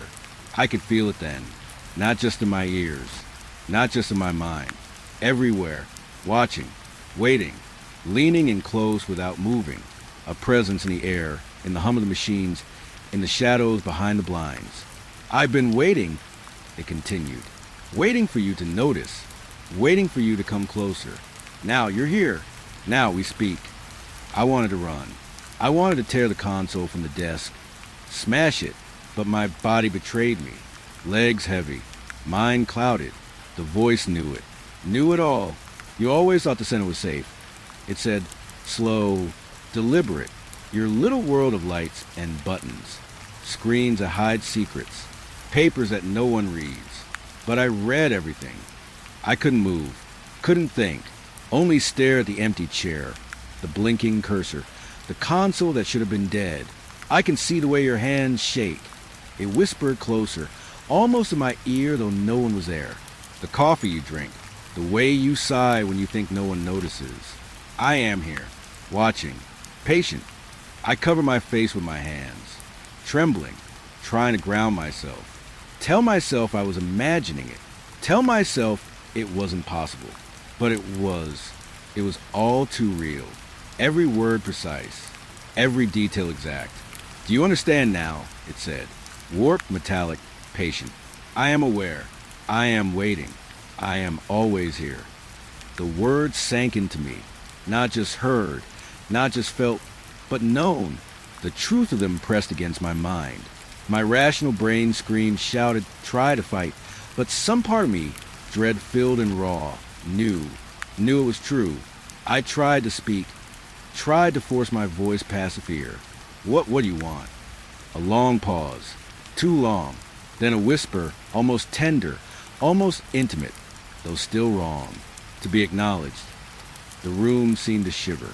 The hum of the fluorescent lights bent and twisted, shadows stretching, creeping along the walls, following my every movement. The console screen flickered, almost alive, and I knew it wasn't just the technology. It wasn't just the console. It was watching me, aware of my thoughts, my movements, my heartbeat. I leaned back, rocking in my chair, mind racing. I had seen things before, oddities on calls, strange transmissions. But this was different. This was not human, not a malfunction, not a prank. And yet, it spoke my name, knew me, knew everything I was. The hum of the building seemed to sync with it now, pulsing through the floor, through the air, through my bones.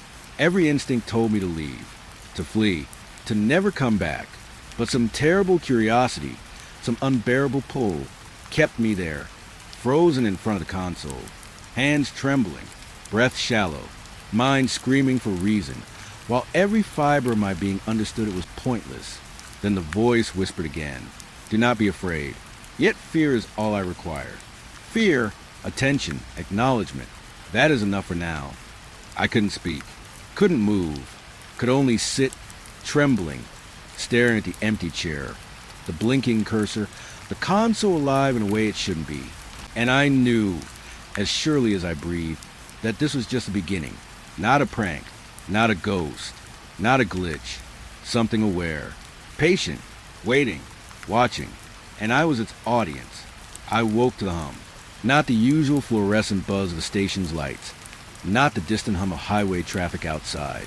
This was different. Deep, low, resonating in my bones. At first, I thought I was dreaming. Maybe the stress had finally broken me. Nights alone at the dispatch console had become long. Endless stretches of waiting. Listening to voices that didn't exist. Reading reports that didn't seem real by morning. But the hum, that pulsing vibration, it was too precise to be imagination. I rubbed my eyes, rubbed my temples, and blinked against the dark. My console was dead. The screen's black. No lights, no signs of power.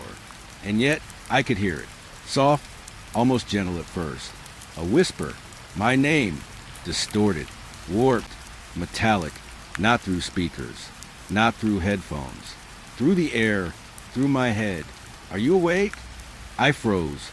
My hands clenched the edge of my desk. Slowly, I realized I hadn't moved for several seconds. My heart was hammering, loud enough I thought it might echo in the walls. My voice trembled small, fragile. I am awake. Static answered me first. A soft hiss that rose and fell like a tide. And then the voice, clearer yet impossible.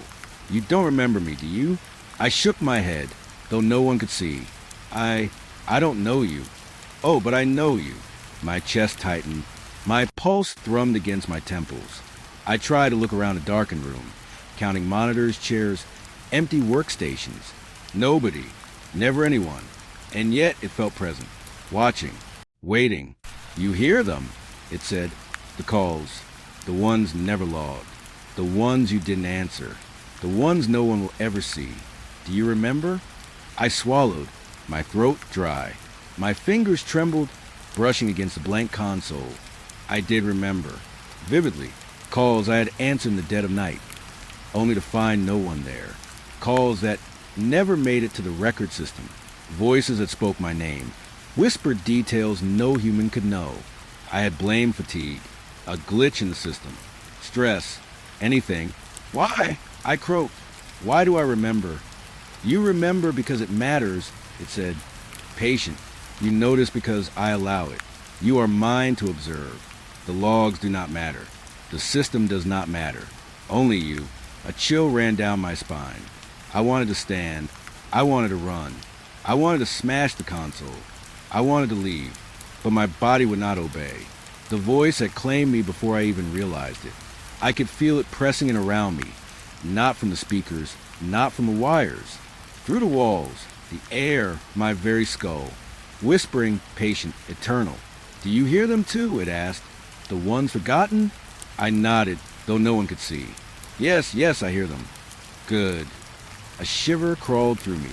The voice was almost intimate now, knowing, kind in a way that made the hairs on my arms rise. It wasn't kind, not really, but it mirrored empathy just enough to unbalance me. You tried to forget, you tried to rationalize, but memory is a chain and it will pull you back. I squeezed my eyes shut, trying to stop it, to stop them, the calls, the whispers, the static-filled voices that had haunted me for months, for years, and yet there was nothing in the logs. No evidence, no trace, just me and the whispers that refused to die. Why? I whispered, voice trembling. Why me? Why now? The pause was long, patient. The air thick with static that wasn't really static. And then, because you listen, simple, devastating. Enough to strip my skin from my bones. Because I listened, because I paid attention. Because every other dispatcher had ignored them, left them in the void. But I had heard, and for that, I was marked. I felt a memory rise unbidden, a call in the early hours, a voice pleading for help, screaming in terror. No address, no name, just a raw human sound. I had tracked it, logged it, then found nothing. No one, no record, but the memory lingered, vivid, impossible to ignore. And now I understood that call and hundreds like it hadn't been lost. They were waiting for me. Do you know what they want? I asked, voice barely audible. Another pause, and then, not what? Who? I shivered, my back pressing against the chair, my fingers gripping the edge of the desk. My eyes darted to the empty monitors, the black screens. I could feel it moving through the room, patient, aware, lingering just beyond the edge of sight. They want you to remember, to acknowledge, to be seen. And you have done that, over and over, even when you thought you were alone, even when you thought they were gone. I could feel it pressing into my skull now, closer. Not pain, not threat, awareness, consciousness in the shadows. Something waiting, observing, patient. I tried to force my mind to retreat, to focus on logic, on reason. But it wasn't a puzzle. It was awareness. It was something alive in the empty space. I whispered, what happens if I ignore them? A soft laugh, metallic, echoing, like wind through pipes. You cannot. You will not. They are in the void, and the void is in you. I gasped. The words were true. Every call unanswered, every silent distress signal, every missing report. They weren't gone. They had never been gone. They existed in some place outside time, outside the logs, outside reason. And they were aware of me, of my listening, of my attention. I've tried, I whispered, I've tried to forget. You cannot. A wave of nausea swept over me. My hands shook uncontrollably. My stomach lurched. The hum of the room deepened, vibrating in my chest. Static-filled whispers pressed in my ears. brushing the edges of perception, brushing my thoughts, brushing my fear. Names, dates, secrets, things I had buried in memory, things I had sworn never to speak. And yet, here they were, all of them, waiting for recognition, waiting for acknowledgement, waiting for me. Well, will it ever end? I whispered. The silence that followed wasn't comforting. It was patient, knowing, waiting, pressing, and then, end? For you? No, but it is not cruel. It is simply what is, what you chose, what you always chose, to hear, to see, to remember. I could feel my head spinning, the edges of reality twisting, not physically, but mentally. My own mind seemed to fracture in tiny, invisible shards. I wanted to scream. I wanted to run. I wanted to wake up. But I was awake, and the calls, the voices, the awareness, they were still there. Do you understand? The voice whispered. Yes, I whispered back. I understand. Even as I said it, I knew it didn't matter. Understanding didn't free me.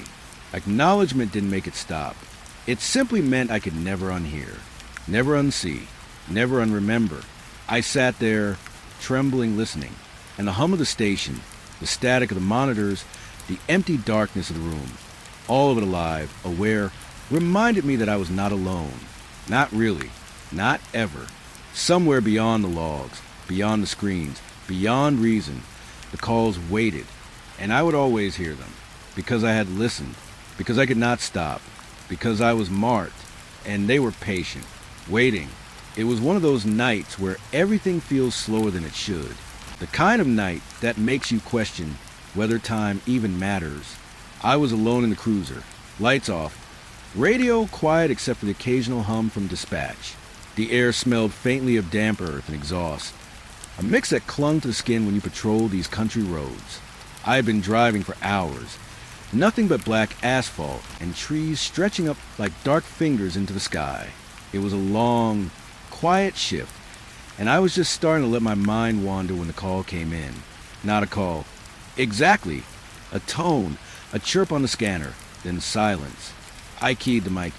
Unit 12, you copy? Nothing. I shrugged. Must be a glitch. Nothing unusual for a worn-out radio. I flipped the channel and listened, static popping and hissing. The highway was empty, and yet the pulse of the silence was almost heavy, like the air had weight. It wasn't until I reached the turnoff near the old farm road that I saw it. The cruiser, Unit 12. Headlights off, but the emergency lights still flashing red and blue, painting the trees in a sickly strobe. My stomach twisted. Something felt wrong immediately. The car was alone. The door ajar, nothing inside. No sign of the driver. I pulled over, the tires crunching on loose gravel. My hands were tight on the wheel, fingers gripping the leather until they ached. I stepped out. The air was colder than I expected, even for this time of year. It bit at my skin. The radio crackled. Just static. Then a faint whisper, almost like a sigh.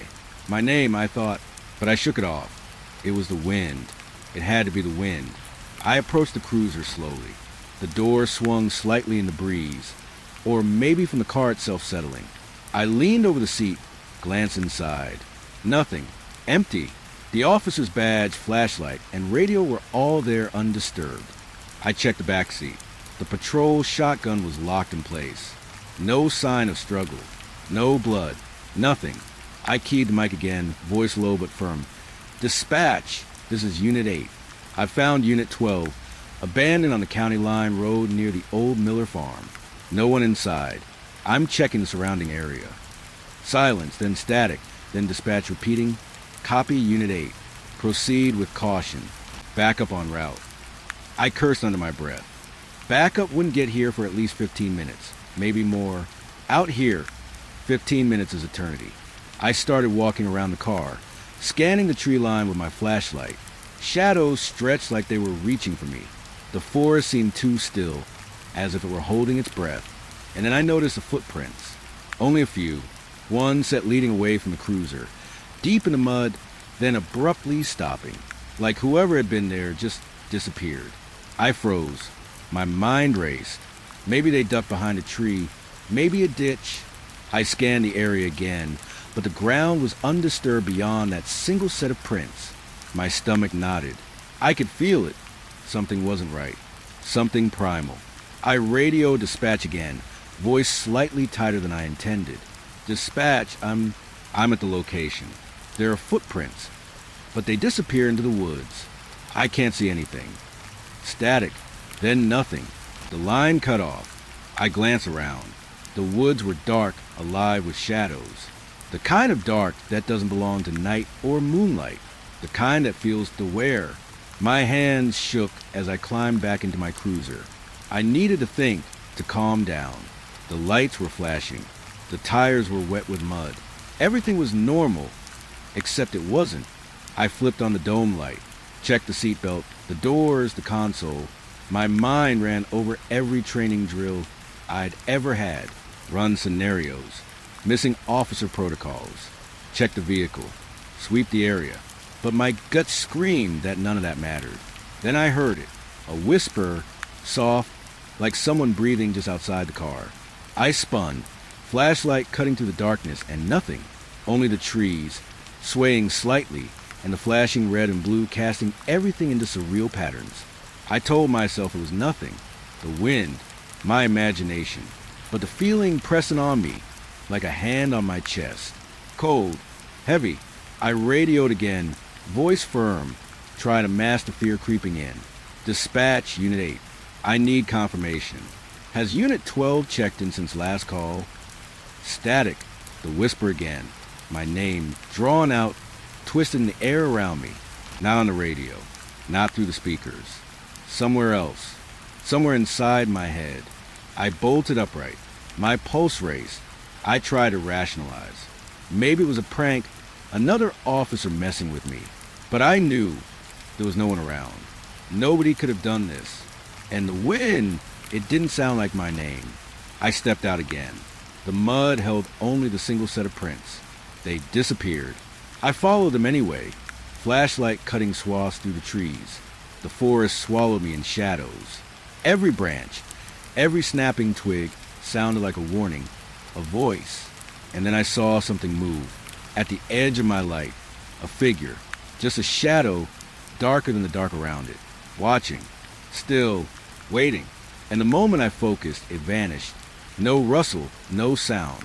Nothing but the faint echo of something being there. My hands went to my radio.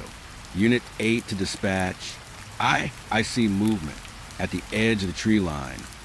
Static, then my own voice, faint and distorted, repeating the words I had just said.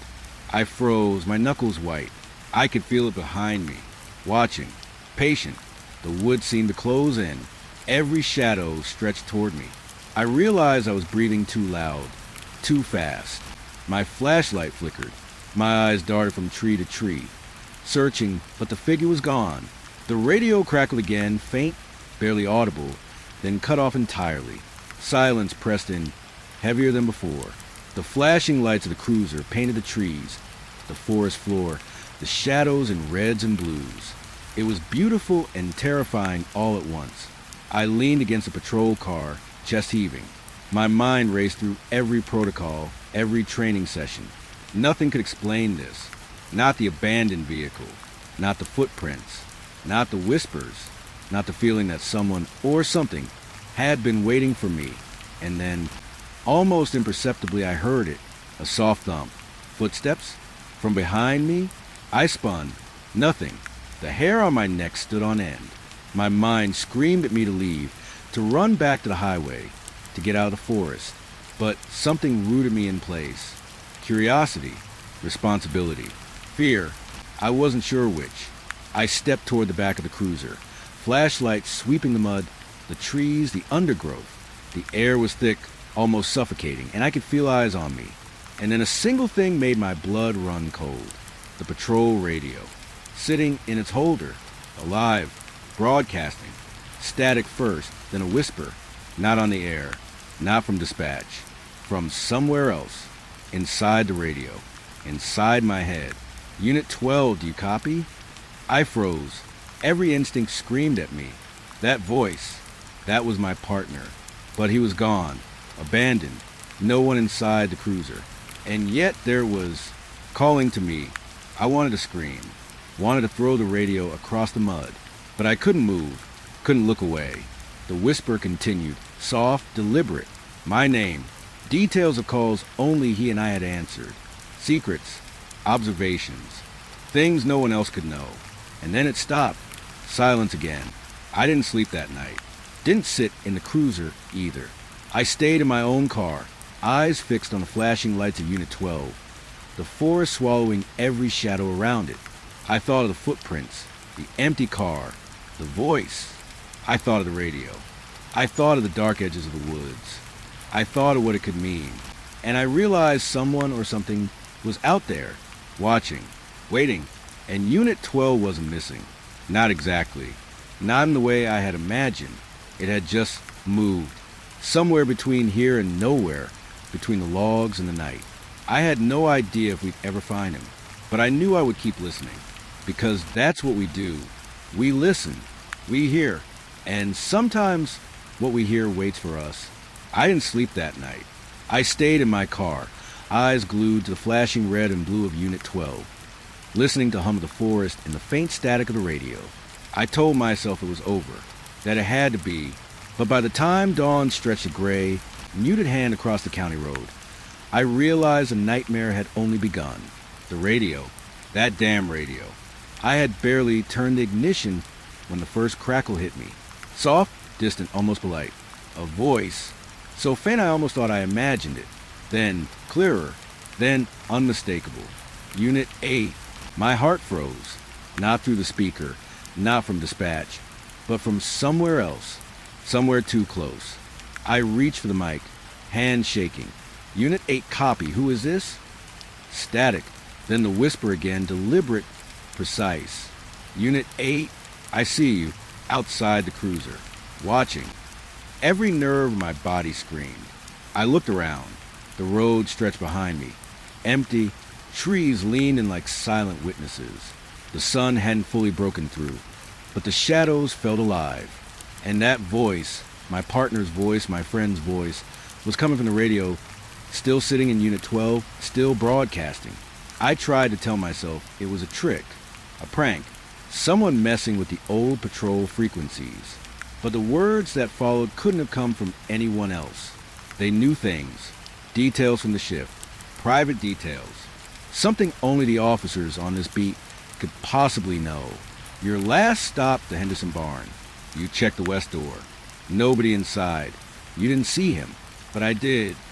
The hairs on my neck stood on end. I hadn't told anyone about Henderson. Not dispatch. Not anyone. Not a soul.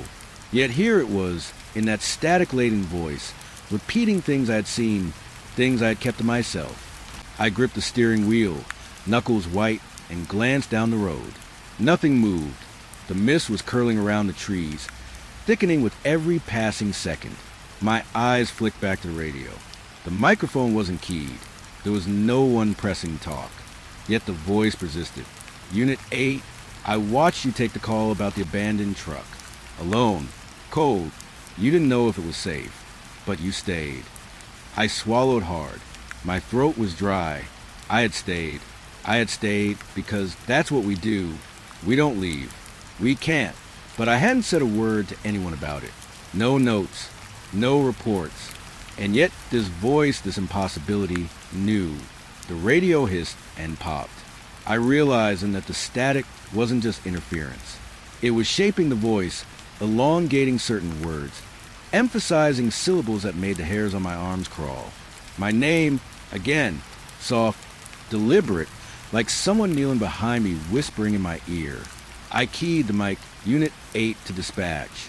I'm receiving transmissions from Unit 12. It's not. Nothing. The microphone echoed my voice, then swallowed it. Static filled the cabin. And then my partner's voice again. Clearer this time. You hear me? I hear you. Always. The blood in my veins ran cold. The last patrol I did with him, the last words exchanged, it was all there. Everything I had shared over the years. He hadn't said these things. He couldn't have. And yet the radio said them. The forest said them. The shadows pressed closer. I tried to leave, to put distance between myself and that cursed roadside. The car struggled to start at first, coughing and whining. Finally, the engine roared to life. I shifted into drive, tires crunching on the gravel, and then the voice changed. Unit 8, slow down. I need you to see. I slammed my foot on the brakes. The trees stretched up, thick and foreboding. The mist had thickened, curling around the cruiser like fingers trying to pull me in. The road behind me was gone, or maybe the road never existed. The whole world seemed wrong. I could feel it before I saw it. A presence, heavy, patient, just beyond the edge of the headlights. I wanted to tell myself it was a trick of the light, but deep down I knew better. The voice continued, calm, unnerving in its intimacy. I'm here, watching, waiting. Remember the river crossing. The lights. You didn't see them. I did, and I'm still there. It was everywhere. Inside the car, in the radio in my head. It wasn't just a voice. It was a pressure, a weight pressing in. Every instinct I had screamed at me to run, to flee, to abandon the car on the road, but my body refused. Rooted, the radio hissed. The voice paused. Then, turn around. Look behind you. See what I see. I did. Nothing. Just the road, the mist, the trees. But the hair on my arms rose. I felt it, movement in the shadows. Watching, calculating, waiting. I tried to reason. This isn't real. This can't be real. It's a trick. Someone's playing with the frequencies. Someone's. The radio cut me off. My own voice distorted, repeating back to me everything I had just said. Only it wasn't me. Not entirely. There was something else in it. A shadow inside the sound. Something alive. You're lying to yourself, Unit 8. You know what's here. The words weren't just in my ears. They were under my skin, echoing in my chest. I could feel them pulsing with every heartbeat. I gripped the wheel tighter, my vision narrowing. The headlights picked up a shimmer along the roadside.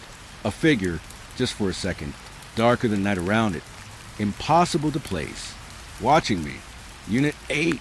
I see you. I always have. I screamed into the microphone, desperation cutting through my fear. Who are you? What do you want? The radio chuckled. A sound like static stretched into something human, mocking. Then silence. Not the absence of sound, but the absence of everything. Like the world had paused for a heartbeat and forgotten me. And then the whisper. Soft, deliberate, almost intimate. Listen, follow, or disappear. My pulse hammered. I knew I couldn't drive. Not yet. Not until I understood. But there was nowhere to go. The forest pressed in. The road curved impossibly, and the radio hummed alive. I realized then the voice wasn't just broadcasting. It was tethered to the cruiser. To me, to Unit 12. Somewhere in the ether, my partner's presence, what was left of him, was speaking, shaping, pulling me into something. I tried the radio again, fingers trembling. Unit 8 to dispatch. I need backup. Now.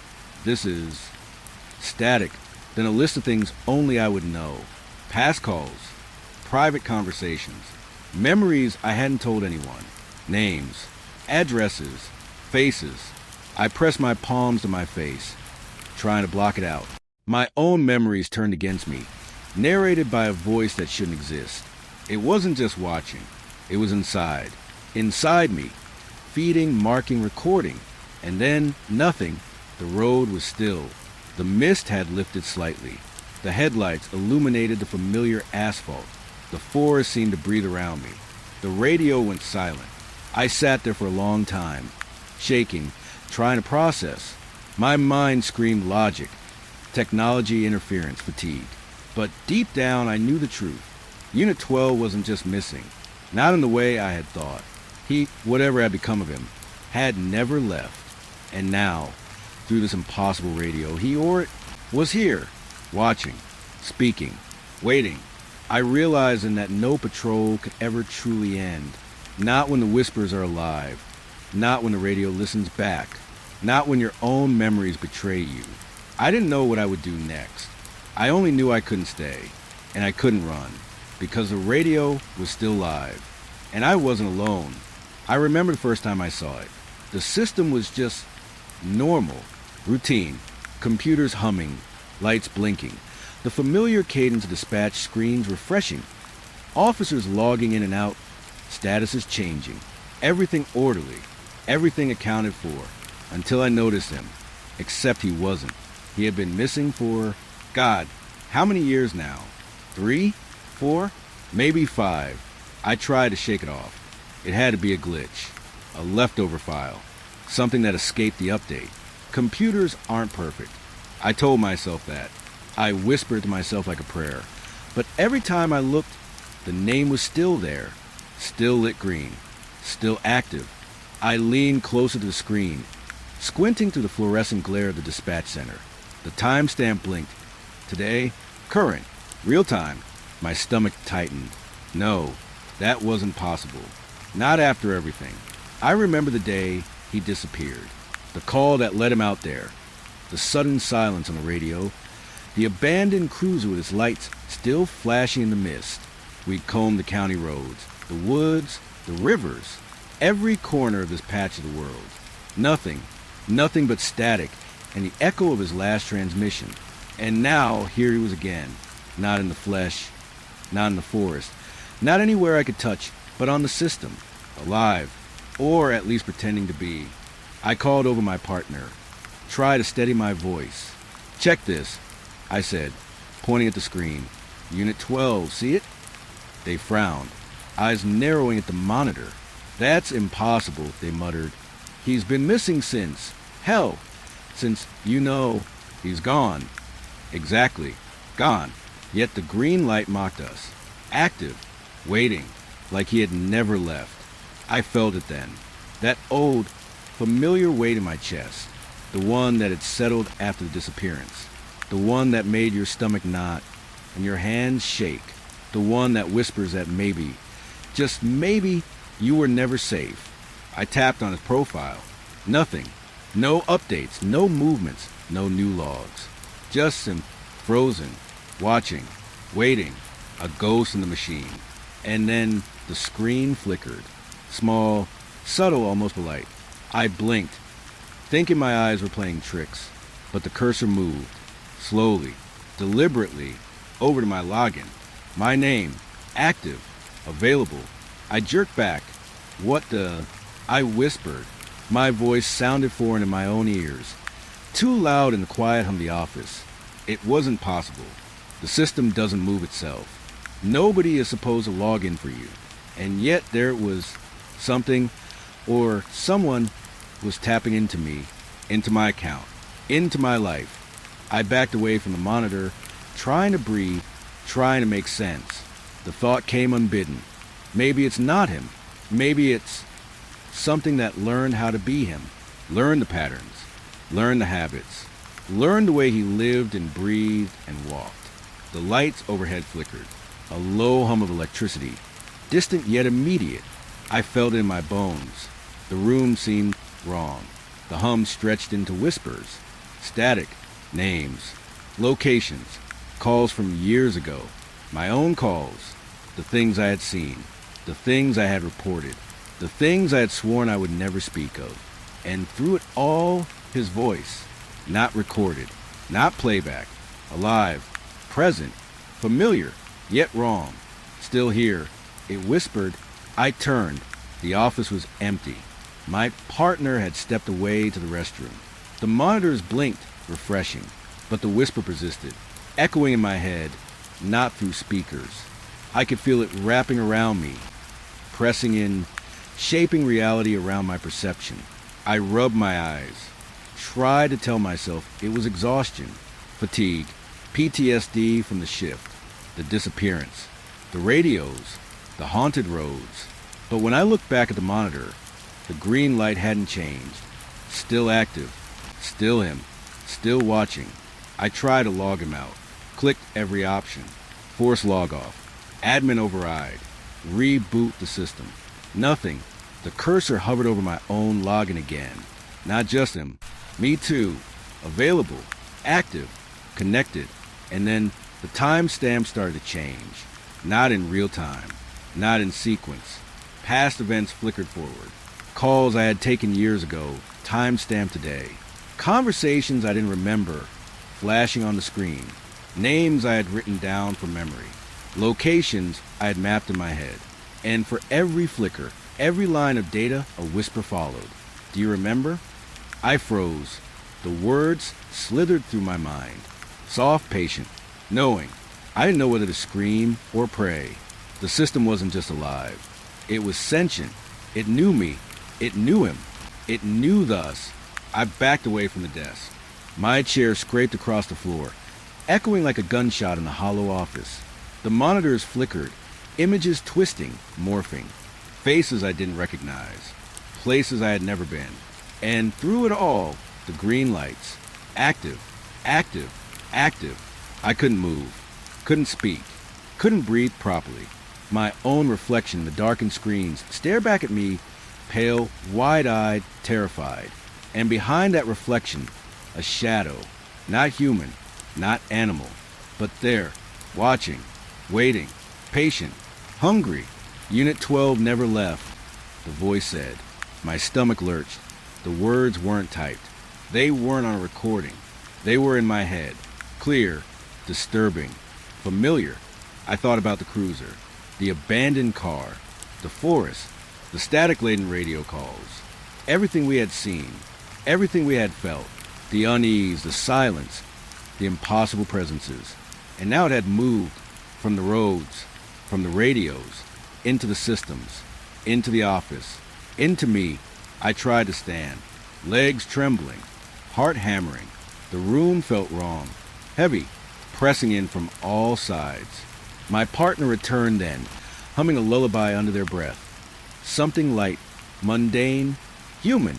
I almost screamed in relief. Almost. They stopped. Their eyes went wide. The monitors, the cursor, my login, my name, green, available, active. They stepped back. What the hell? Before I could answer, the office lights flickered violently. Static hissed from the phones, the computers, every speaker in the building. The voice, no longer a whisper, no longer subtle, poured into my ears, my mind, my soul. You can't log out. You can't leave. You are part of it now. Unit 12, Unit 8, all active, all connected, all waiting. The monitors went black. Complete darkness. My partner screamed. I fell to my knees. My ears rang. My vision tunneled. And through the darkness, through the ringing, I felt it, the presence, the weight, cold, calculating, eternal. And when the lights flickered back, the monitors were normal, routine, nothing unusual. The green light, gone. Unit 12, offline. My login, active, available. But I knew the truth. The system was alive, watching, remembering, waiting. And somewhere out there, or perhaps here, the deputy who never logged out was still there, still part of it, still alive. I don't know if I'll ever see the green light again, but I know it's still there, somewhere, tethered, patient, observing, a ghost in the machine. And I know that one day it will come back for me. Until then, I am logged in, available, waiting, and the silence of the office, the hum of the computers, the faint pulse of the fluorescent lights is all the warning I get, because some things never log out. I didn't want to work that night. Not really. The quiet nights at the county jail always carried a weight I couldn't explain. Like the building itself remembered everyone who had ever been inside, every fight, every scream that never left the walls. I told myself I was just tired, overworked, needing coffee and a couple hours of sleep I'd never get. But there I was, badge clipped to my belt, flashlight in hand, doing the rounds. The smell hit me first. Old disinfectant mixed with sweat and metal and something faintly wrong. Something that made my stomach tighten in a way I couldn't place. I started with the east wing. Doors creaked as I walked past cells. Most were empty.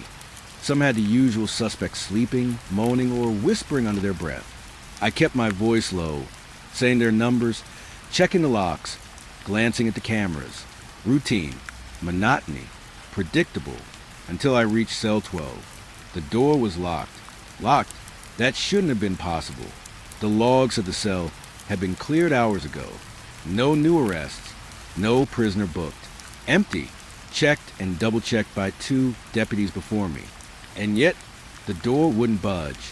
I froze, hand hovering over the lock. My flashlight flickered, throwing shadows across the hallway. I called out, my voice shaking slightly.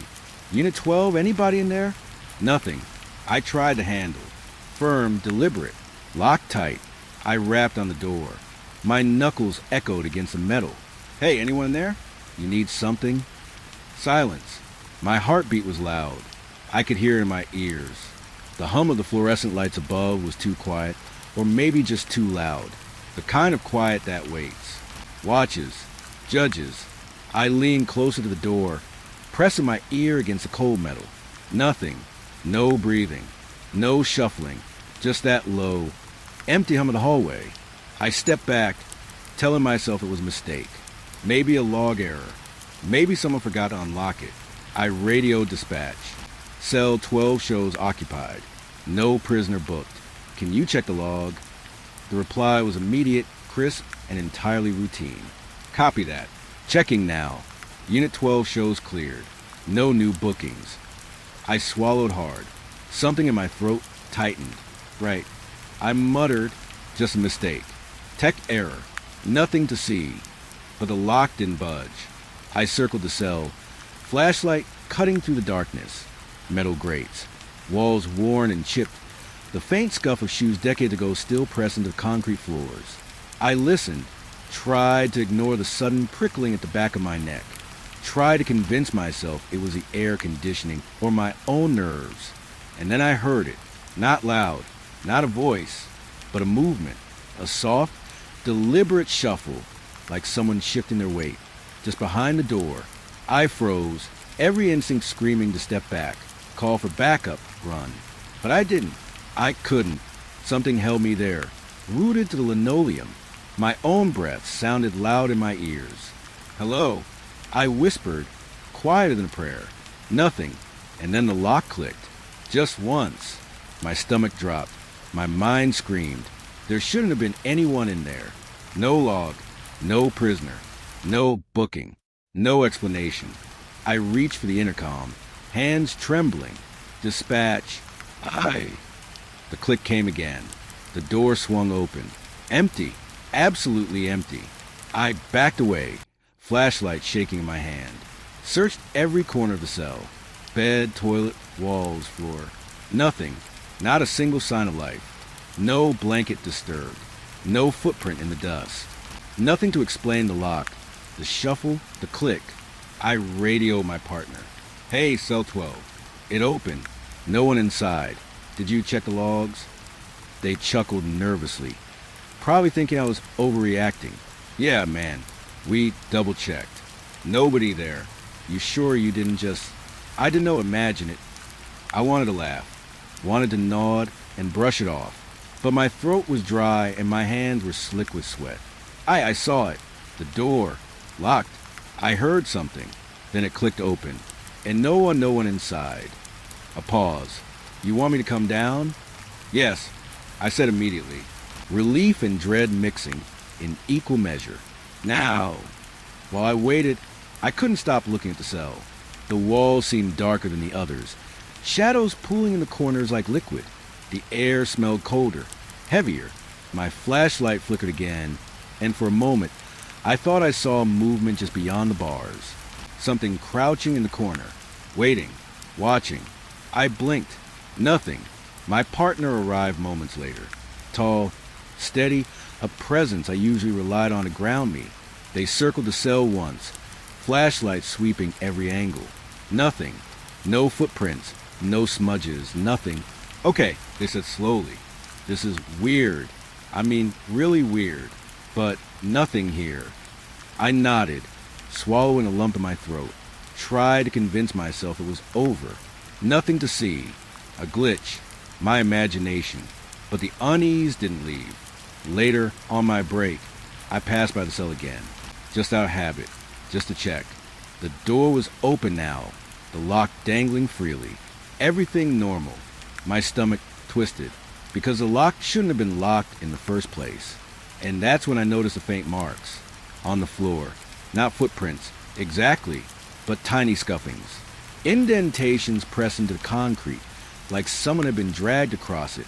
Short, quick lines leading from the back of the cell toward the door. No dust disturbed. No dirt. Just these faint, unnatural impressions. I bent down, running my fingers over the lines. Cold, metallic, sharp, not natural, not from a person, not from anything I could place. I straightened, heart racing, and looked around. Hallway empty, shadows pooling in the corners, the fluorescent lights humming, the building quiet in a way that made me want to run, to scream, to leave and never come back. But I couldn't. I was on duty. I had to keep watching, had to keep walking the rounds. All night, I checked that cell. Every hour, every minute. Every time the hallways went silent, I'd glance at it and my stomach would knot. The memory of the lock clicking, the faint shuffle, the invisible presence just beyond the bars. And every time it was empty, the reports, clean, nothing logged, nothing recorded. Just me, alone with my fear, alone with the certainty that something had been there, and something maybe still was. I didn't sleep well for days. Nights at the jail became unbearable. Every cell door a potential trap, every creak in the floor, every shadow in the corner, every flicker of light a warning. I tried to tell myself it was just the stress, just the monotony, just a trick of the fluorescent lights, my mind filling in gaps where boredom and fatigue lived. But the feeling lingered. The air seemed heavier near that cell, colder, watching, waiting. And I just knew, that one day I might not be so lucky to find it empty. I thought I was alone. I thought the silence of the jail at night was something I could handle. But that night proved me wrong. It started just after midnight. I was making my rounds, flashlight in hand, logging numbers, checking locks, making sure the hum of the fluorescent lights above didn't suddenly hide something I shouldn't see. The hallways were empty, or at least they looked empty. But something about the air felt different, heavier, thicker, like the building itself was leaning in to listen. I paused outside cell 12. The door had been unlocked since the last shift, swinging slightly on its hinges whenever someone walked past. The faint scuff marks on the floor still haunted me, but I told myself it was just shadows and memory, nothing more. That's when I heard it, a whisper, low, almost a hiss. "Hey, do you remember?" I froze, every instinct screaming that I was alone. I scanned the hall with my flashlight. Empty. Nothing. Just my own breath and the hum of lights, and the faint scrape of my shoes against the concrete. "Do you remember your first night here?" I swallowed hard. My throat felt dry. My hand gripped the flashlight tighter, knuckles whitening. The voice, it wasn't coming through the radio. It wasn't over the intercom. It came from the cell, from inside. But the cell was empty. I wanted to back away, wanted to call for backup, wanted to tell myself it was just fatigued. But curiosity, or maybe fear itself, rooted me to the spot. I pressed my ear against the cold metal of the bars. Low voices murmured, just beyond understanding. I couldn't make out words at first, just syllables, rhythms, whispers curling around my mind like smoke. Then it hit me. The words were familiar, too familiar. They never believed you. You were always alone, even when they smiled. My stomach dropped. The voice was describing things only I knew. Things from the first night I walked these halls. The faces I had tried to forget. The names I whispered under my breath when the night got too quiet. I stumbled back a step, shining the flashlight into the cell. Nothing. The bed was neatly made. Toilet clean. Walls bare. Dust undisturbed. No one. "Did you hear it?" The voice continued, soft but deliberate. "The scratching in the walls, the footsteps behind the doors. We saw you, always watching." I spun around. The hall was empty. No one there. My own breath came in short, sharp bursts. The hair on the back of my neck stood on end. The flashlight beam shook in my hands. I wanted to run, but my legs wouldn't obey. I wanted to scream, but my throat had gone dry. The voice continued, unwavering, precise. You touched the lock. You thought it was empty. You were wrong. They're always wrong. I stumbled closer to the bars again, peering into the dim corner of the cell. Shadows pooled there, darker than the rest of the room. I thought I saw movement, just for a fraction of a second. A shape crouching low, watching but then gone. I tried to speak.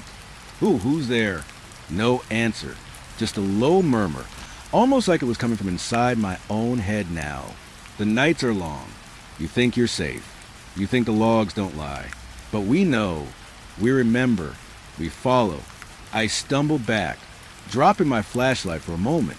It rolled across the floor, casting long, wavering shadows along the walls. When I bent to pick it up, the whispers seemed to circle me, coming from every angle, no angle, everywhere at once.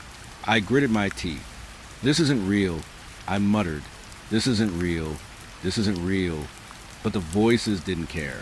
They described my first night walking hallways, the way I had hesitated outside cell 6 when a prisoner screamed for water, the time I had shivered in the break room, alone, listening to the pipes groan like distant thunder, things no one else could know, things that weren't logged anywhere, things I thought were mine alone, hidden in the safety of memory. They saw you. They saw the way you flinched, the way you counted the doors, the way you whispered names in the dark. We remember. I dropped to my knees, flashlight shaking as I tried to steady it. The air around me felt thick, oppressive, almost wet. I could taste it on my tongue. Copper, cold, heavy. And then I noticed it. The shadows inside the cell weren't quite shadows. They moved with intent. Not like wind or flickering light. Like they had purpose. Like they were waiting, watching me, knowing I had seen them, but not truly. You can't leave, the voice said. Clearer now, almost a whisper directly in my ear, though no one was near. You never leave. Not really. You belong to the night, to the walls, to the empty cells. I scrambled back, heart hammering. I tripped over a floor drain, sprawling on the linoleum, breathing hard. My flashlight skittered across the floor, beams slicing across the hall. Nothing but the hum of lights and the faint echo of my own shaking breaths. I radioed for backup, voice trembling. Dispatch, Unit 5, Cell 12. I need a second set of eyes. Now, something's wrong. Static, then a faint reply, calm and professional. Copy that, Unit 5. What's your situation? Before I could answer, the whisper returned, soft and intimate, curling around my mind. You think they'll help? They won't. They never do. I froze mid-breath, hardened my throat. My stomach twisted. The voice knew everything. The shifts, the logs, the missed details, the moments I had thought were unseen. The little mistakes that only I remembered. I wanted to flee. I wanted to throw myself out of that hallway, out of the building, as fast as possible. But something held me there. Something patient. Something that wanted me to listen, to understand, to remember that I was never alone. The whispers continued, circling my mind, describing the hallways I walked, the cells I checked, the empty rooms where no one should have been. They described the sounds, the subtle creak in the corner, the metallics in the doors, the faint heartbeat in the walls. I sank to the floor, flashlight beam pointing wildly, searching, seeing nothing but shadows. My own reflection in the dark windows of the cell seemed to move independently, small smiles twitching where they shouldn't. You remember them, the voice said. We remember too. We see you, always. I cover my ears, rocking slightly, muttering under my breath. It's not real. It's not real. It's not real. But it was too real, because as I sat there, trembling on the linoleum floor, I realized the whispers weren't just echoes of memory. They were alive, present, observing, waiting for me to falter, to look, to listen. I called for my partner again. Nothing. Radio dead. Intercom silent. Even the lights flickered as if the building itself were breathing. And then the whisper drew close, so close I could feel it on my neck. You can't leave. Not really. You're ours now. Always. I bolted. The hallways twisted. longer than they should have been. The lights flickered. Shadows pulled in corners I had passed 1,000 times. Every cell door seemed to breathe, expand, contract. Cell 12 loomed ahead, empty yet filled with presence. By the time my partner arrived, seconds or minutes later, I was huddled against the wall outside the cell, shaking, flashlight rolling on the floor, sweat stinging my eyes. Unit 5? What? I couldn't speak, couldn't explain. The words died on my tongue. The only thing I could do was point at the cell, mouth open, eyes wide, as if the walls themselves might devour me if I stayed. We stayed there for hours. Backup arrived. Cameras were checked. Logs rechecked. No one inside. Nothing in the feeds. Nothing in the recordings. And yet, I knew. I had heard. I had been spoken to. Things I shouldn't know. Things no one else could have known. And worse, I knew that it wouldn't stop. Not that night. Not ever. The whispers follow me still. In every shadow, in every silence. I close my eyes, and they are there. Low voices, patient, knowing, describing me, watching me, waiting for the night when I am alone again. And I know, deep down, that one night I will be. Here's the full cinematic first-person horror script for Chapter 3. It knows my face, one for 100 words, crafted for AI voiceover narration. I didn't know how long I sat there, staring at the blank walls of my apartment, the hum of the fridge filling the silence. I thought the house had been quiet when I left the jail that night. I thought I had escaped the whispers, the low voices curling through the darkness, following me down the hallways. I was wrong. It started the moment I unlocked my door. The first whisper was soft, almost casual, like a friend recalling a memory. You remember this room, don't you? I froze mid-step, keys in my hand, pulse spiking. My apartment had always been safe. For walls I chose, a roof I paid for. Nothing should know these walls but me. I see you as a child. The voice continued, calm, deliberate, almost patient, running across the hardwood floor. The sunlight catching her hair just right. Mother calling from the kitchen. I dropped my keys, clattered onto the tile. My stomach turned to ice. The voice was describing my childhood home. Every corner, every detail. Things I had never told anyone. Things no one could possibly know. I tried to shake it off. Maybe it was a coincidence. Maybe my mind was cracking after months of late nights, endless shifts, and the weight of the unspeakable things I'd seen. But the voice was too precise, too intimate. The window by your bed. You always looked out of it, even on rainy days, counting the drops sliding down the glass, thinking no one was watching. I stumbled into the living room, heart hammering, head spinning. My flashlight from earlier, I kept it by the door, ready, like a talisman against the night, suddenly felt useless.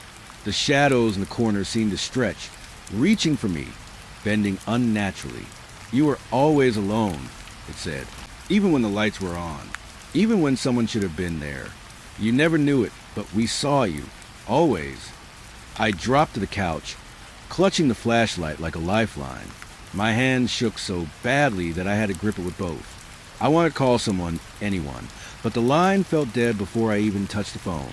The voice continued, patient, detailed, omniscient.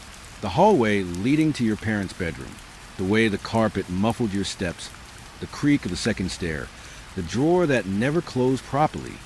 I couldn't breathe. My mind was collapsing inward. Try to understand how someone could know these things. Things I thought were private, forgotten, locked away in memory. They watched you. It whispered, gentle now, almost fond. You didn't see them. You didn't know. But we did. Always watching. Always waiting. I pressed my face into my hands. Tried to make it stop. Tried to ground myself in the ordinary sounds of my apartment. The faint hum of the fridge, the drip of water in the bathroom, the distant murmur of traffic. But the voice ignored them all. It didn't belong to this place. It belonged to memory itself. You used to hide in the closet when you were scared. The coat smelled of mothballs, but it didn't matter. We knew you were there. I shivered violently. I had never told anyone about the closet. Not a single soul.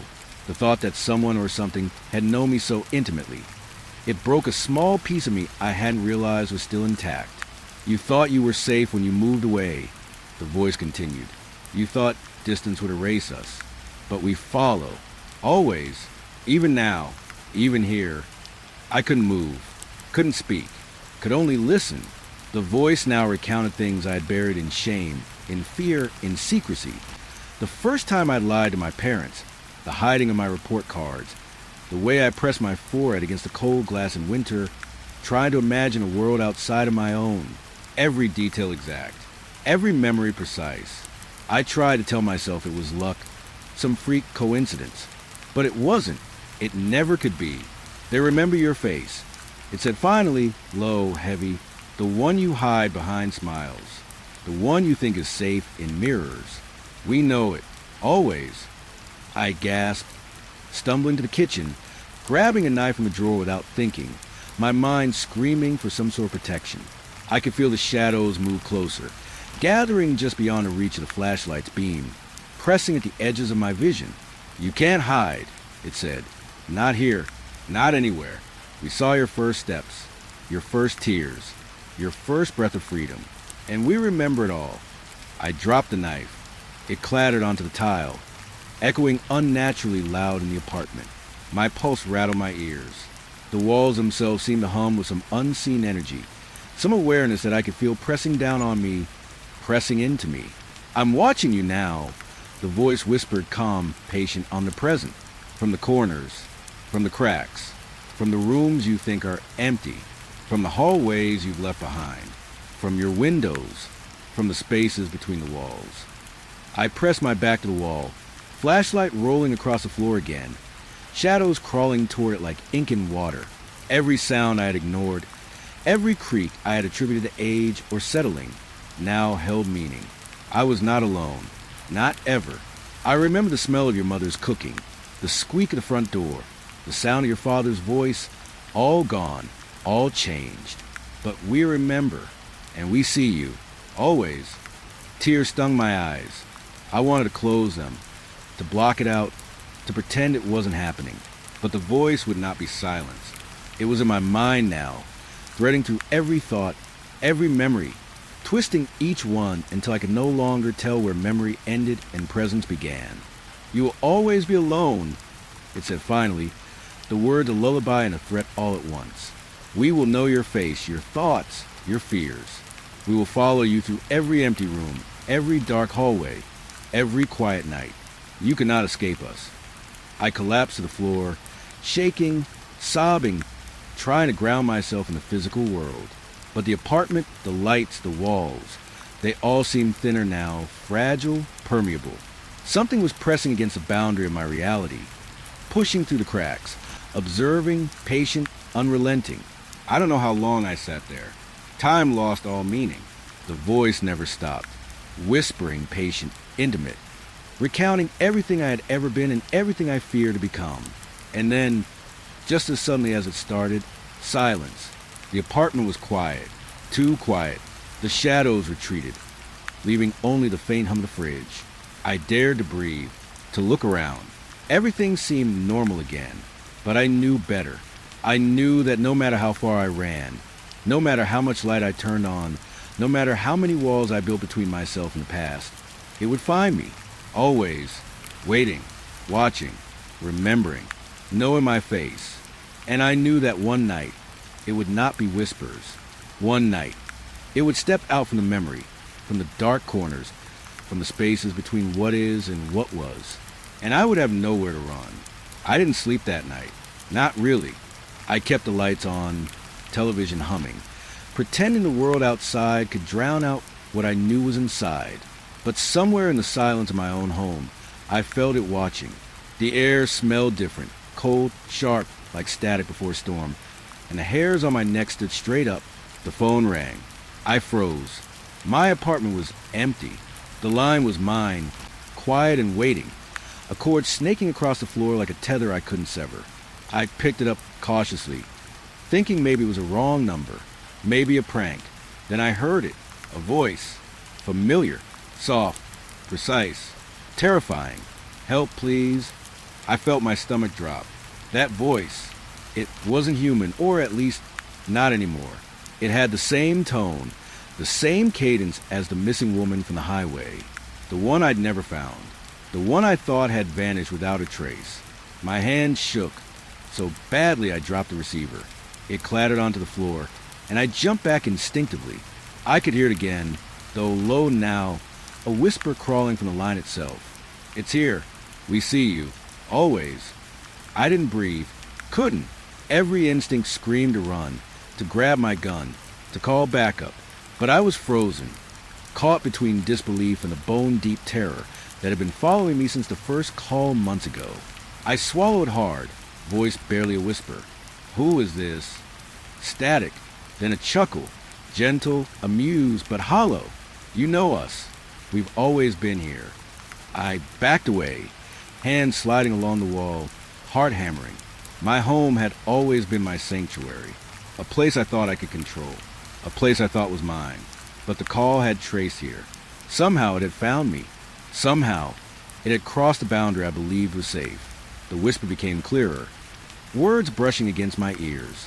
"I see your couch. I see your kitchen. I see the marks on your walls. All the nights you've tried to hide. We see everything." I stumbled into the living room, tripping over the rug. My flashlight, the one I carried like a talisman, lay on the coffee table.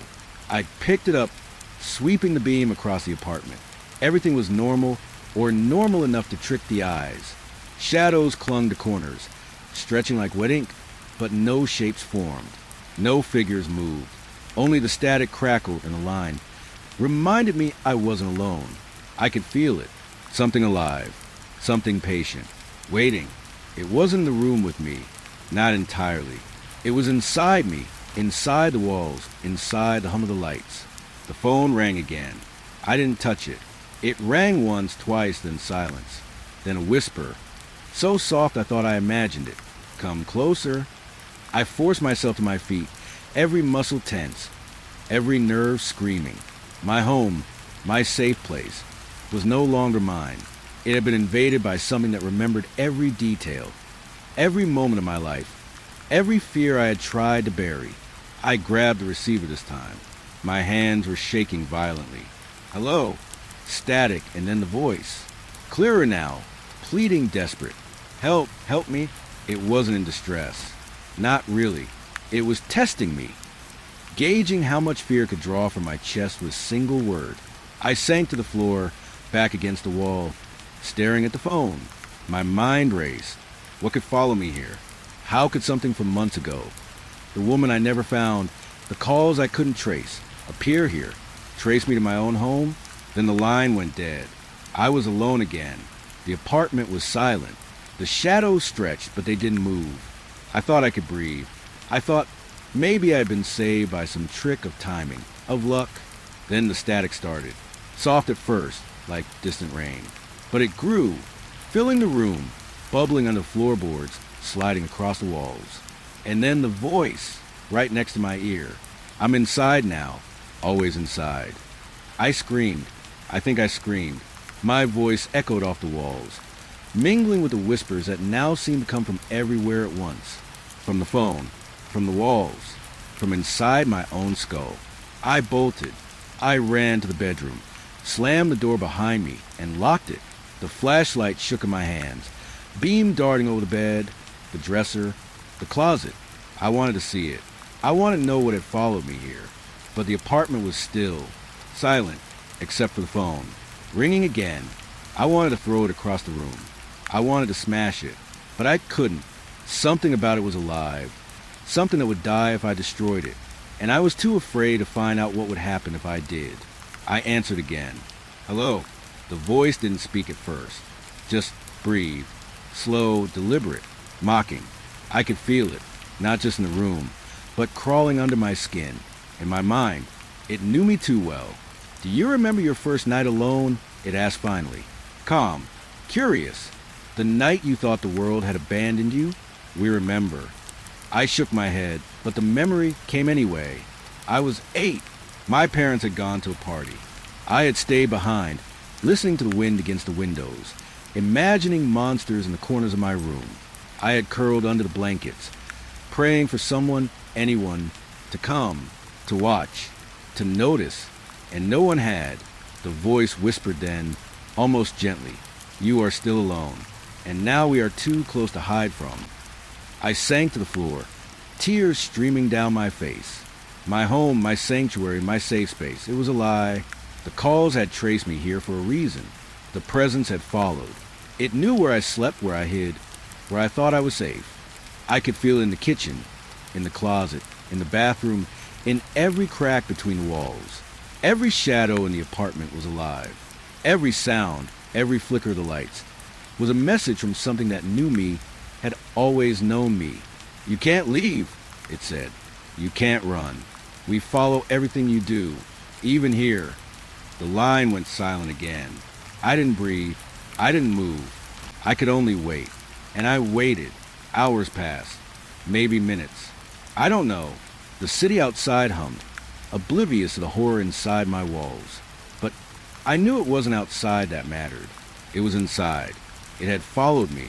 I could feel it moving, patient, methodical, slipping between the floorboards, curling around my bed, whispering in my ear when I tried to sleep.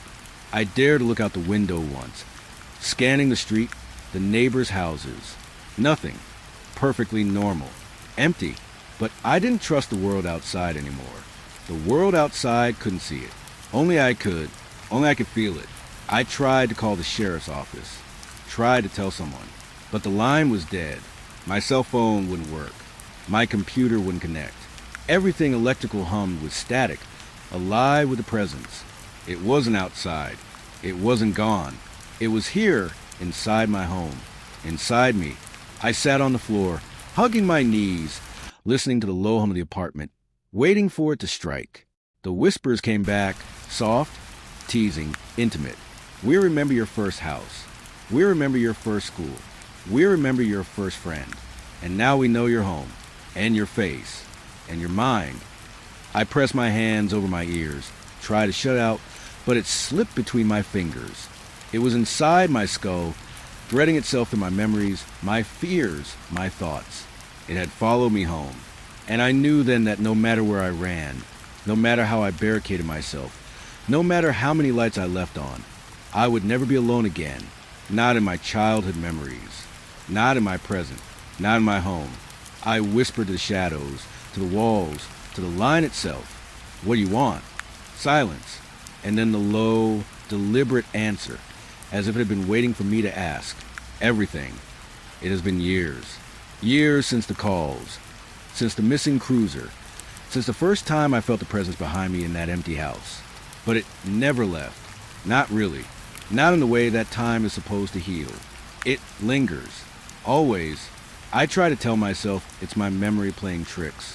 That the fear, the static of my ears, the whispers, are just fragments of a mind pushed too far. But that a lie I've told myself every day for a decade. And every day the lie feels thinner. Stretched tight over something solid and watching. I moved houses once, thinking distance could matter. The first night in the new apartment, I heard it. Soft, deliberate. The same rhythm as footsteps I used to track up the second floor of that empty house. I froze, heart hammering, listening to my own floorboards of patterns I had memorized years ago. It had followed me. Somehow, impossibly, it had followed me here. I sit in the dark sometimes, waiting, not hoping, just waiting. The lights flicker, the refrigerator hums. The street outside is quiet, but the air itself is alive. The whispers return, threading through my walls, my mind, the spaces I thought were private. It speaks to me in fragments. Names, places, memories I've buried deep. My childhood dog, the birthday I spent alone, my first car accident. It tells me things I have never spoken aloud. And when I hear them, I know it has been watching me all along, not just through the walls, but through the smallest fissures of my life, slipping into every corner it can reach. I wake in the middle of the night, the bed sheets twisted like someone had lain beside me. But no one is there, and yet I feel the weight, the pressure, a lingering warmth that isn't mine, isn't human, isn't alive in the way I am alive. I've stopped calling it presence. That makes it sound polite, manageable. It isn't. It's a shadow stitched into my days, threaded into my memories, a parasite that doesn't feed on my body but on my mind, on my sense of safety, on my certainty. Sometimes it speaks through the phone. Even when the line is dead, even when no device is connected, I hear it. My old dispatcher's voice, warped and faint, calling my name, asking me questions about things I have already forgotten I know. And I answer, because not answering feels worse than the knowing that something listens. I've tried to ignore it, to move on, to convince myself that years of distance might sever whatever tether exists. But it doesn't. I see it in reflections, in the corner of the bathroom mirror, in the faint movement behind a curtain. A dark-shaped patient, waiting, watching, always. I don't trust the night anymore. Not in my own home, not in the world outside. Shadows carry intent. Breezes move with a purpose. Silence is not empty. It is full of something I cannot name, cannot touch, cannot fight. And yet it is patient, never rushing, never attacking. It lingers, a constant reminder. Sometimes I catch myself speaking to it, just to hear a response. It tells me about the places I've been, about the people I've met, about the mistakes I've tried to hide. And then it laughs, not a loud laugh, a whisper sound that crawls over my ears like dry leaves. I've tried therapy, medications. I've told people about the whispers, about the footsteps in the walls, the calls from nowhere, the glimpses of shadows that vanish when I turn. No one believes me. They can't. It doesn't exist in their reality. It exists in mine. The apartment has changed over the years. I've moved furniture, painted walls, added locks. I've tried to create barriers. But the presence, if that's what I must call it, doesn't respect walls or doors. It moves through the rooms as if the space itself bends for it. It knows every crack, every vent, every floorboard. Every place I thought was private is its territory. I can feel it even when I leave. Driving to work, I sense at the edge of my vision, on the street, in the trees, behind parked cars. It isn't tied to the apartment. It is tied to me, my life, my memories. And wherever I go, it follows, patient, silent, never leaving. I remember the first night it followed me home. I thought it had ended with the house. I thought clearing the rooms, checking every corner, would be enough. But that night, sitting alone with the lights on, it came. I didn't see it fully. Just glimpses, fleeting, like darkness that knows your name. And I realized then, it doesn't leave. It can't. It is stitched to my life. A companion I never asked for, a shadow that refuses to vanish. Sometimes I wake up in the morning and hear a whisper beside my bed, so soft I think I imagined it. Do you remember? And I do. I remember the first welfare call, the abandoned cruiser, the vanishing woman, the voices on the dispatcher's line, the empty house, the footsteps upstairs, the calls that trace me home. I remember all of it because I am forced to remember, because it refuses to let me forget. I've learned to live with it, or at least I think I have. I go to work. I meet friends. I speak on the phone, go to the grocery store, perform the motions of a normal life. But always it is there, lingering, watching, waiting, filling the spaces between my thoughts, filling the spaces between my steps, filling the corners of my world. I've stopped asking why. Asking why implies it might leave if I understand it. And I know better. Understanding it will not change it. It will not vanish. It is a constant, like gravity, like the sky, like the dark. I sometimes talk to it, whisper back to the walls, the static, the shadow. I tell it things, secrets I've never told anyone. Sometimes it responds. Sometimes it doesn't. But always, the feeling of being heard, being known, is enough. Enough to make me afraid. Enough to make me feel alive. Enough to remind me it never leaves. And I have realized the truth, the one I cannot escape. It isn't tied to the house. It isn't tied to the calls. It isn't even tied to the past. It is tied to me. I will wake tomorrow, and it will be there. I will walk through my apartment, and it will be there. I will close my eyes tonight, and it will be there. And it will whisper to me, always, always. I am never alone. It never leaves.